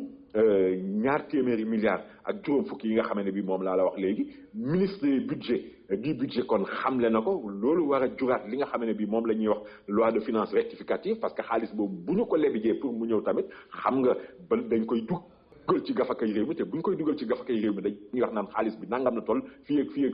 fii lañ ko war a dugal ñu ngi ciy calculer koppar yi nga xam ne bii nguur gi daf ko amee te war koo fay ñu ngi ciy calculer tamit ay mbir yoo xam ne nii war na mën a dugg ci mbirum enseignement supérieur bi fi mu nekk ni daal daam xaalis moom bu weex tàll la nguur gi soxla moo tax mu di ko lebi fi muy yegg fi ñu koy lijjantee di ko fayee ay bor moom ak di ko dugal fi nga xam ne bii moo ko tax a jóg daanaka benn lay doon. waaw ba tey ci mbir yooyu sax xam naa daañu ci wax ci lu gàtt rek ndaxte ne compagnie bi nga xam ne mooyam la ñuy wax société africaine de raffinage mbiru pétrole bi moom ci ay président Ablaye Wade ba léegi coow li dafa bari lool compagnie bi milliards yu dul jeex la ci état bi dugal l'état wu Sénégal sax daf ne lam ca moom ak néew lu ci bari dana ko jaay fi mu nekk nii. ci lu leer daam baabu nguurug Sénégal loolu la wax parce que nguurug Sénégal booy xool 46% la ci am maanaam bu ñu jëloon mbir mi xaaj ko téeméeri xaaj ñeent fukki ak juróom-benn nguurug Sénégal moom moo ko moom. nguurug Sénégal nag dafa wax ñeent fukki cër ak juróom-benn yooyu nga xam ne nii moom moo ko ci moom fanweeri cër yi ak juróom-benn daf koy dal di jaay bu ko defee fukki cër dong la ciy dese ndax xam nga SAR boo koy xool tey ni nga xam ne bii noonu la tëddee dañuy wax naan groupe bi nga xam ne nii moom la ñuy wax Saoudi Bin Laden moom moo amee. fanweeri cër ak ñeent yi moom moo ko moom ñu ne Total moo yore ñaar fukki cër yi nguur Sénégal maa ngi la ko doon wax léegi ci loxoy Petrosen mi nga xam ne bii état bi moo ko moom moo yore ñeent fukki cër yi ak juróom-benn mu ne nag daf ciy jaay fanweeri cër ak juróom-benn fi mu nekk nii tey jii nguur gi xaalis bu weex tàll la bëgg moom la soxla waaye tamit dañuy wax naan li nga xam ne bii moo di SAR yaa ngi koy fàttali léegi temps yi ñu génn yëpp ci ay jafe-jafe la nekk wax nañ fi pétrole boo xam ne bii SAR daf ko jënd te fekk la ca bari ndox la woon loolu ci la ñu doon topp ay Carmelo Sagna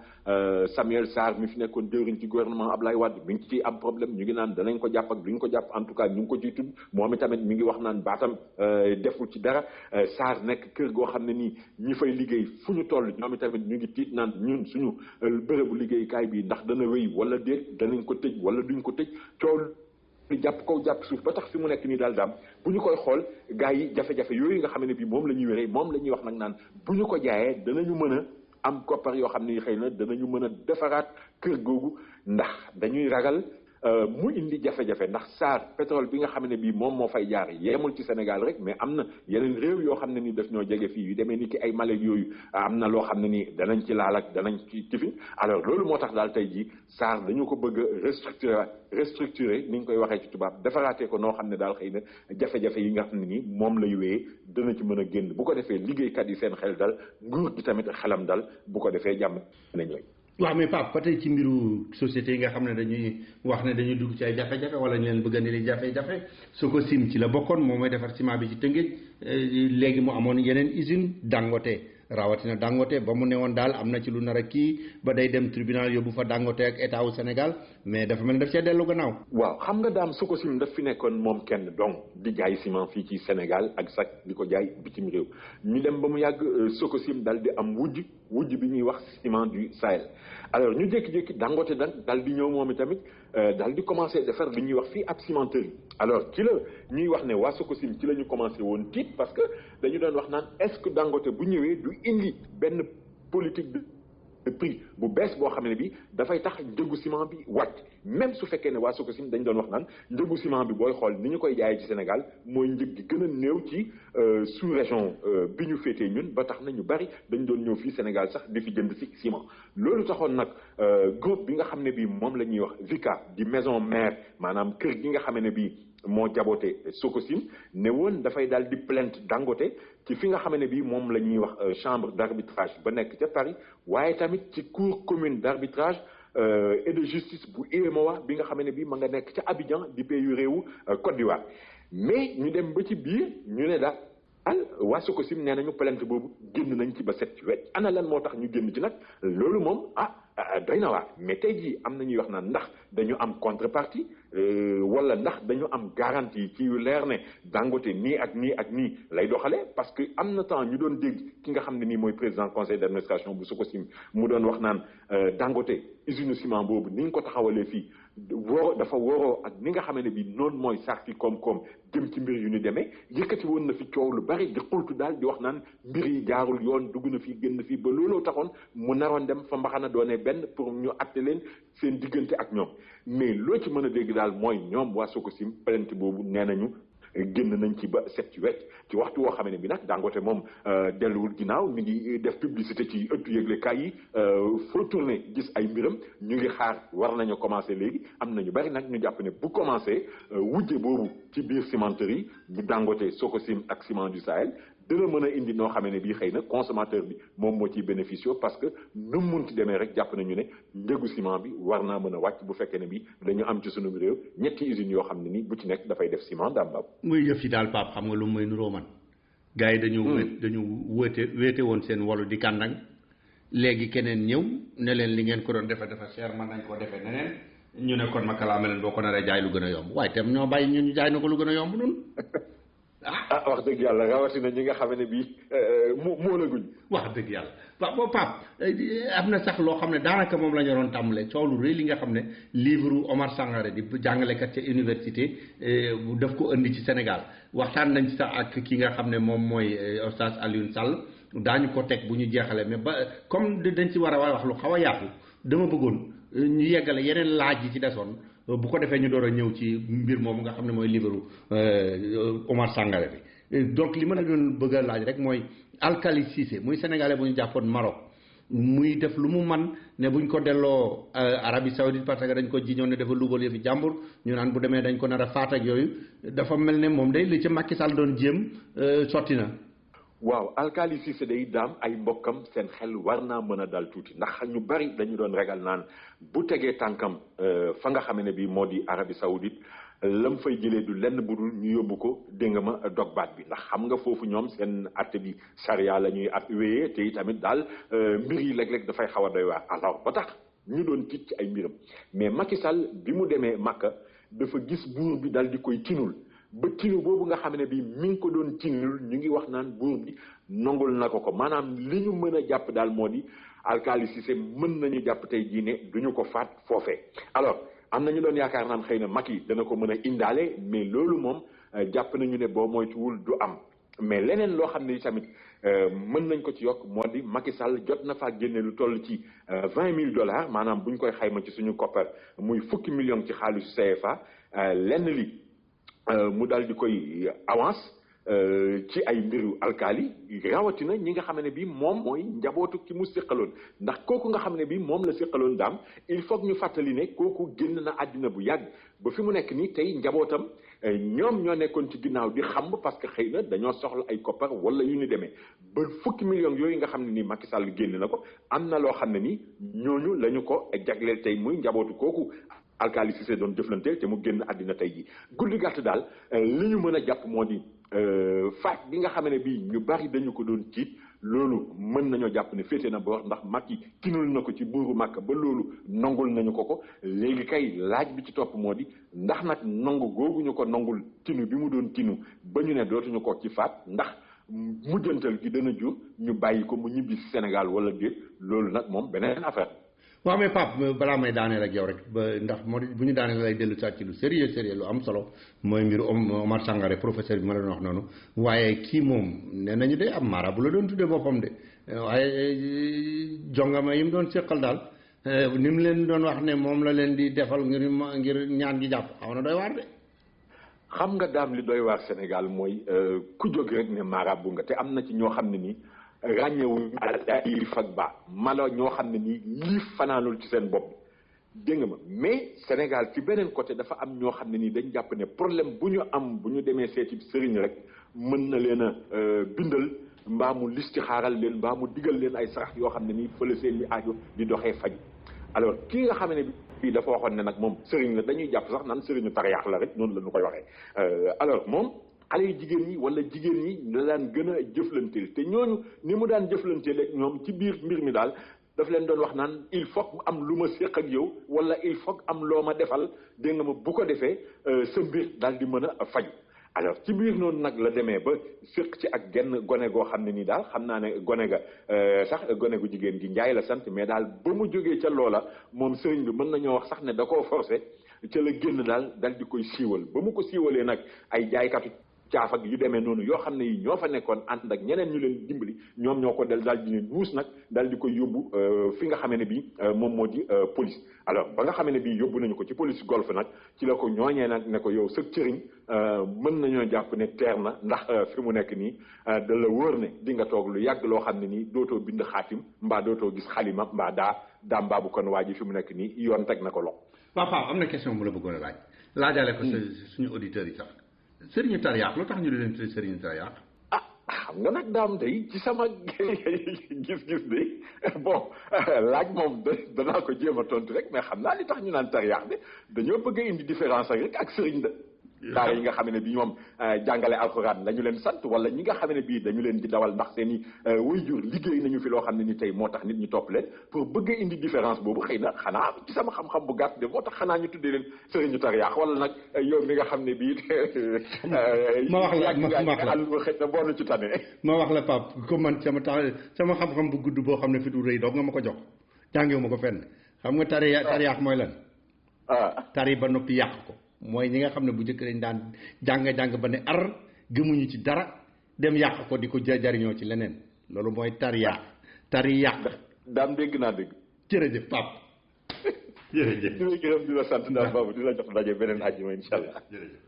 soxna Awa Gumbale moo dellu si di gërëm clients yi bu baax di leen xamal ne tey bu Kër Kumba màggee ba ñu ubbi leen Kër Kumba number 2 mu nekk ci Bronx ci 3835 White Plains Road yéen a tax li ngeen ci jàpp moo tax mi ngi nekk ci diggante 220th ak 221st ci White Plains Road téléphone 347-697-7649 ñu di leen xamal ne spécial yi am ci Kër Kumba number 1 bi nekk ci Harlem moom ngeen di fekk foofa itam ci Bronx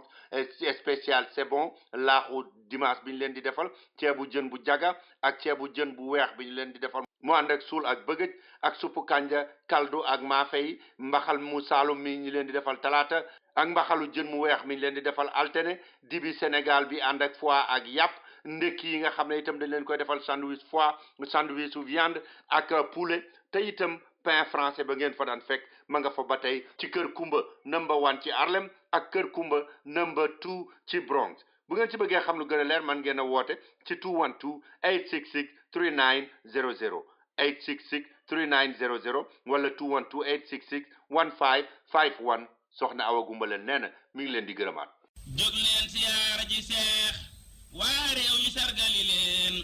alaaji seex anta yor nay mbóot yu rëy yu lamu nit ku baax fu mu tuxoo ay bokkam danañu ko wër moo tax bokki Serigne Xaas Mbàkke ak soxna Astu Mbàkke bu Daaru Salaam màkket bu leen ci sonn déglu leen ma wax leen fa ñu tuxu balaa may yegg ci fa ñu tuxu dama leen di wax bu ngeen fa demee lan ngeen fay fekk rawatina lu bees la fa nekk mit màkket boo xam ne bu ngeen demee jën ya ganaar ya yàpp nag yàpp xar yeeli nag ak yeneen yi ngeen soxla yépp bu ngeen demee da ngeen ko fa fekk muy lu bees tàq ca Daaru Salaam màkket cere ya caakri moutarde araw sànqal meew muy lido bi ak pic bi soow mi nga xam ne mooy saawa crème yi ak madd yu mag yi ngeen doon jënd bu ngeen demee da ngeen ko fa fekk jumbo ya aja mami jonge ña nga fa gejj yéet kong fumé gejj yas keccax ak tamba jang andu cuuraay grand modèle cuuraay geewe saaf ak yeneen yu baree bari déodorant yu français ak yu espagnol ak cosmétique yi duñu fa jeex Daaru Salaam market bu sëñ Xaas ak soxna Astu Mbàkke mi ngi tuxu léegi ci 2890 8th avenue ci diggante 153 ak 154 boo jëlee bus M10 bi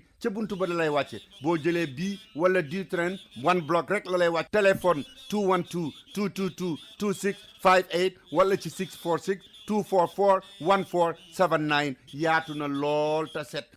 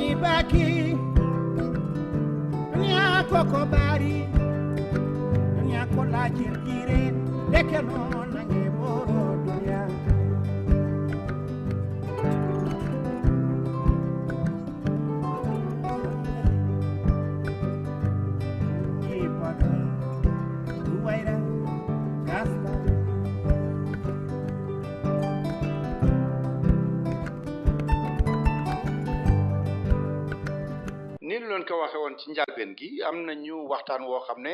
ñu ngi ko jëlee ci Sud FM ki nga xam ne mooy oustaz Alioune Sall te muy yàgg a wax ci African Time moom moo ko ci def mu jëm ci waxtaan woo xam ne benn professeur la bu ñuy wax Omar Sangaré nag dafa am loo xam ne daf ko wax lool ci mbiri lislaam ak ci mbiri alquran ak ci mbiri yonent bi alayhi salaatu wasalaam Seydina Mohamed andi na coow lool fii ci réew mi ñu déglu ki nga xam ne mooy oustaz Alioune Sall mu wax ñu lan la ci xalaat ak lan la ko tontu bu noppee itam ñu dolli ci tuuti sunu grain de sel nañ koy waxee ci tubaab tuuti loo xam ne sunu xalaatu bopp la. professeur nee na alquran musul wax ne yonent bi illettré la nee na alquran mus ko wax nee na ci journal ba le Coran n'a jamais dit, le Coran n'a jamais dit que le prophète Mohammed était un illettré. Manam néna yonent bi alquran waxul fenn ni ummi yi la. Loolu le professeur Sankaré wax ci journal bobu di numéro 2596 génn le 25 mois 2014. Oustaz professeur kay alquran wax na ne Muhammad ummi yi la alquran loolu nga ne waxu ko wax na ko bu ñu demee ci saar wu ñu wax suratul A'raf muy surat numéro 7 aaya 157 yàlla wax na fa loolu nga ne waxu ko yàlla nee na yonent bi illettré la bismillahi rahmani rahim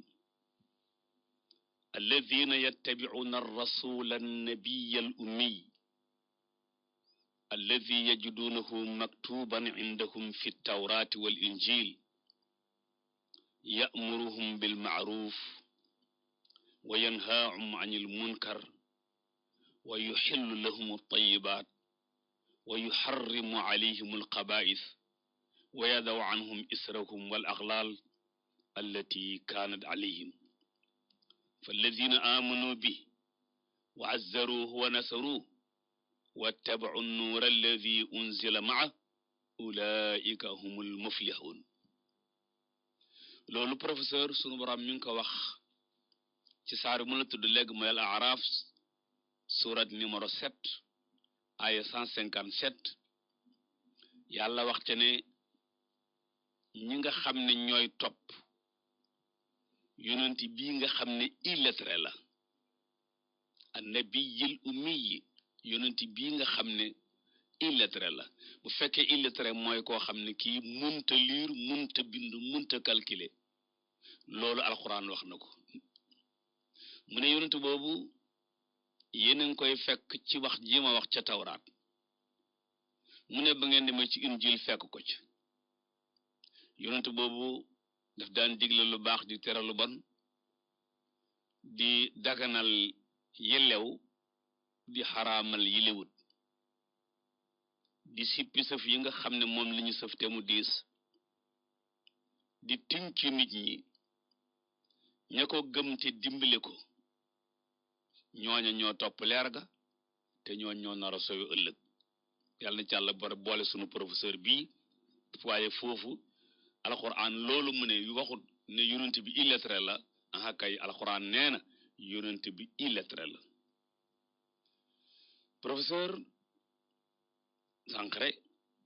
nañu delluwaat ci alxuraanul karim ci saar wu ci boppam ci aaya ji ci tege 158 sunu borom ma nga cay waxaat yonent bi alayhi salaatu salaam mu ne ko xul yaa ayyuhan naas inni rasulullahi ilaykum jami'a الذي له ملك السماوات والأرض لا إله إلا هو يحيي ويميت فآمنوا بالله ورسوله النبي الأمي الذي يؤمن بالله وكلماته واتبعوه لعلكم تهتدون professeur sunu borom waxaat na foofu ne yonent bi illettré la ci saar wi la ko waxaat dafa wax ne neel nit ñi yéen nit ñi man yonent bi yàlla laa bu mu yónni ci yéen yàlla mi mu yónni ci yéen nag moomoom asamaan moomoom suuf ku dul moom doo yàlla yàlla moom mooy dundal ñi dund mooy rey ñi dee gëm leen yàlla te gëm yonentam bii nga xam ne illettré la muy ñaar lu yoon yonentam bii nga xam ne illettré la na ñi nga xam ne ñoo ko gëm yàlla gëm waxam yi ba duñ ko diingat topp yonent ba ñooy jub yàlla nañ bokk ci groupe booba nga xam ne ñooy jub maa ngi ci wax ju njëkk jooju professeur wax ne alxuraan waxul fenn ne yonent bi illettré la maa ngi wax ne aha kay alxuraan wax na ko ñaari barabe nga noonu bu ñetteel bi suratul jumaa suratul jumaa mooy saar bu ñuy jàng bu ajjuma li ëpp ci ilimaan yi di ko jullee ci la yàlla wax ne huwa allasi ba'atha fil ummiyyiina rasulan minhum moo yónni ca illettré ya moo yónni ci seen biir ku bokk ci seen biir moo fi nekk illettré yatlu alayhim ayatihi wa yuzakkihim wa yuallimuhum alkitab wal hikma professeur bul jaawale fii mukk wa yuallimuhum waxul alkitaaba bi tekki mbind wa in kaanu min qabli la fi dalalin mubin bu ñaareel bi wala bokk boo demee ci sunna si yonent ba alayhi salaatu salaam moom mooy firi loolu Ibn Abbas daa xam sa jox yonent bi ne seen yonent bi illettré la waaye ba demee ci Abdullahi ibnu Umar turandoo professeur Umar mi doon wax ji radiyallahu anhu nee na yonent bi alayhi salaatu salaam dafa waxoon ne inna ummatun ummiya la naktubu wala naxsab rawahu al-Bukhari ci hadis 18-14 Muslim nekk lu ko ci 10-80 Abdullah ibn Umar nee na yonent bi alayhi salaatu salaam moo waxoon ne ñun aw xeet lañ woo xam ne mënuñoo bind mënuñoo calculer mënuñoo lire loolu yonent bee ko wax yonent bi nee na moom xeet yu mbokk ñoom ay illettré lañu mënuñoo lire mënuñoo bind mënuñoo calculer boobu bu ñu waxtaan ak saaba ci wàllu weer wa ci la leen ko doon waxee sallallahu alayhi wa sallam hadis boobu rawahul Bukhari Muslim it nettali na ko Bukhari yon ko nettali ci hadis 1,724 Muslim nettali ko ci 1,724 loolu mooy wax ju njëkk ji kon journal bi daf cee wax ne yonent bi alayhi salaatu salaam alquran waxul fenn ne illettré la waaye alquran kay wax na ko ñetti yoon ak noonu yonent bi ci boppam mu waxal ko boppam professeur Sankharé deuxième bi nee na professeur boobu ci journal bi il y a même des fautes dans le Coran nee na alquran am na ay fautes inna lillahi wa inna ilayhi rajiun ñun ñëpp tuub nañ jégg gi ba noppi waaye mbokk yi nañ ànd dem ci suratu an-Nisa muy surat numéro 4 aya 82 sunu borom nee na afala yatadabbaruna al-Qur'an walaw kaana min indi xayrillahi la wajadu fi ixtilaafan kasiira yàlla nee na bu sañoon balaa kenn wax ci alxuraan nga settantal ko yàlla nee na bu sañoon kenn du gaawtu songu alxuraan yàlla nee na bu sañoon temps yi ngeen def ci jàng philosophe temps yi ngeen def ci jàng tabarakallahu lettre wala boog littérature loolu la bëgg a wax temps yi ngeen def ci mathématique yàlla nee na temps boobu ngeen war a def ci alquran ndax ngeen xam lan mooy alquran nee na walaw kaana min indi xayrillah bu fekkoon dafa jóge feneen fudul yàlla dana am faute yu bari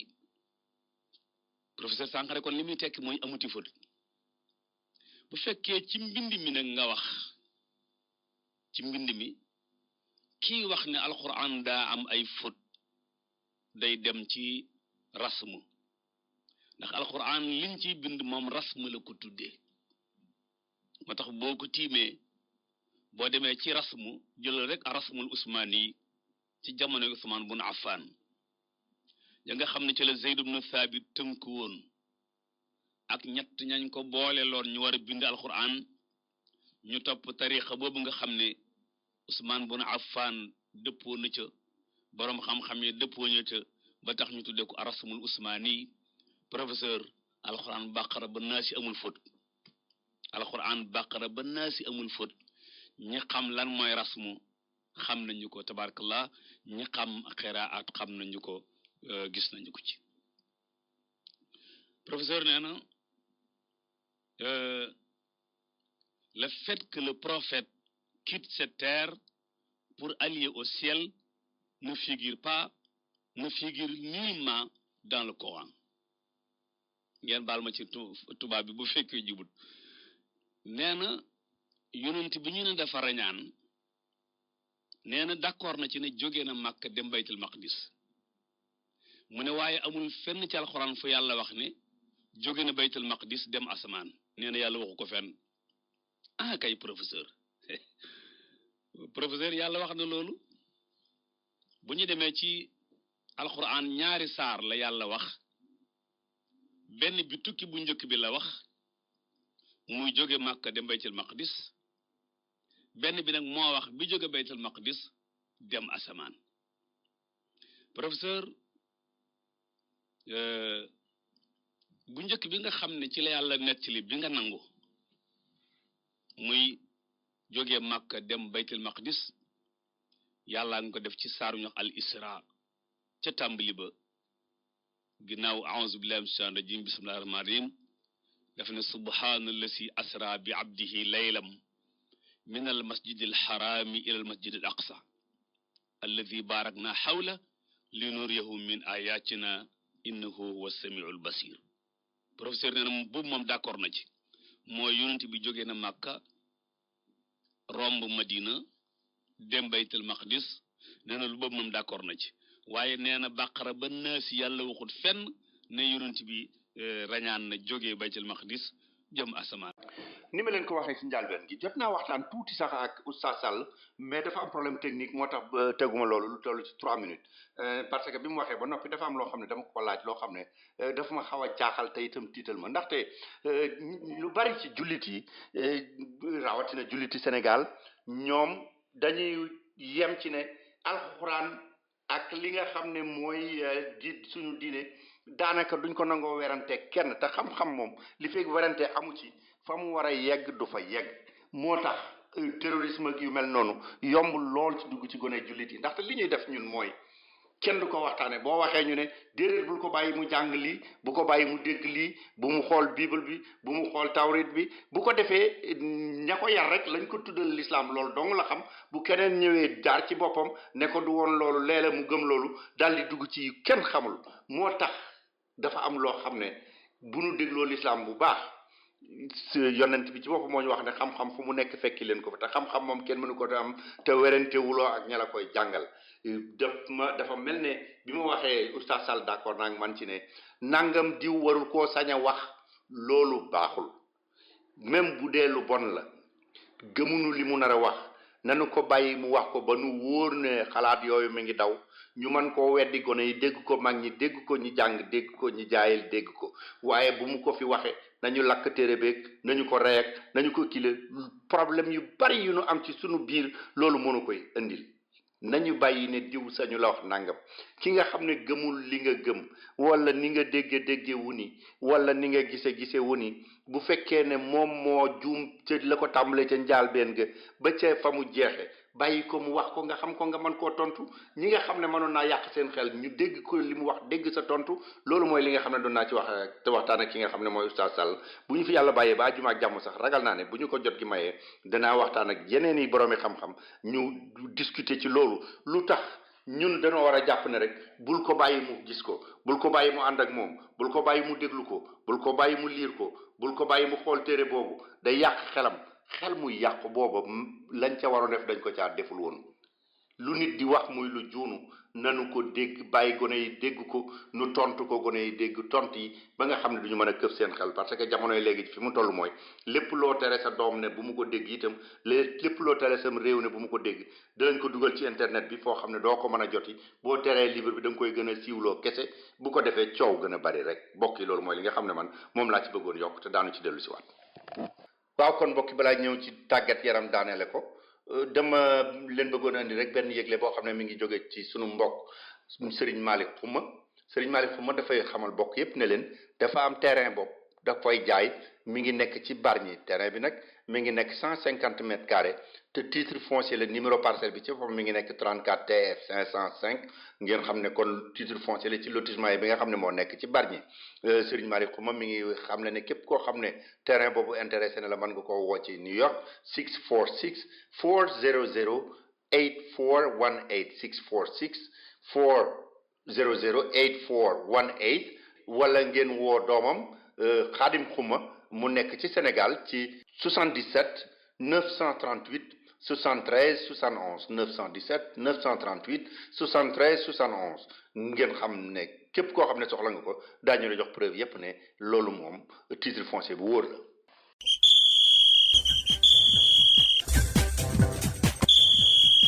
waaw kon nag li nga xam ne moom la ñuy jeexal rek dama bëggoon ñu daal di déglu ki nga xam ne mooy El Hadj Malick Ndiaye ci gàttal ñu daaneel ak moom jaageen jëf bokk yi ba àjjuma ak jàmm.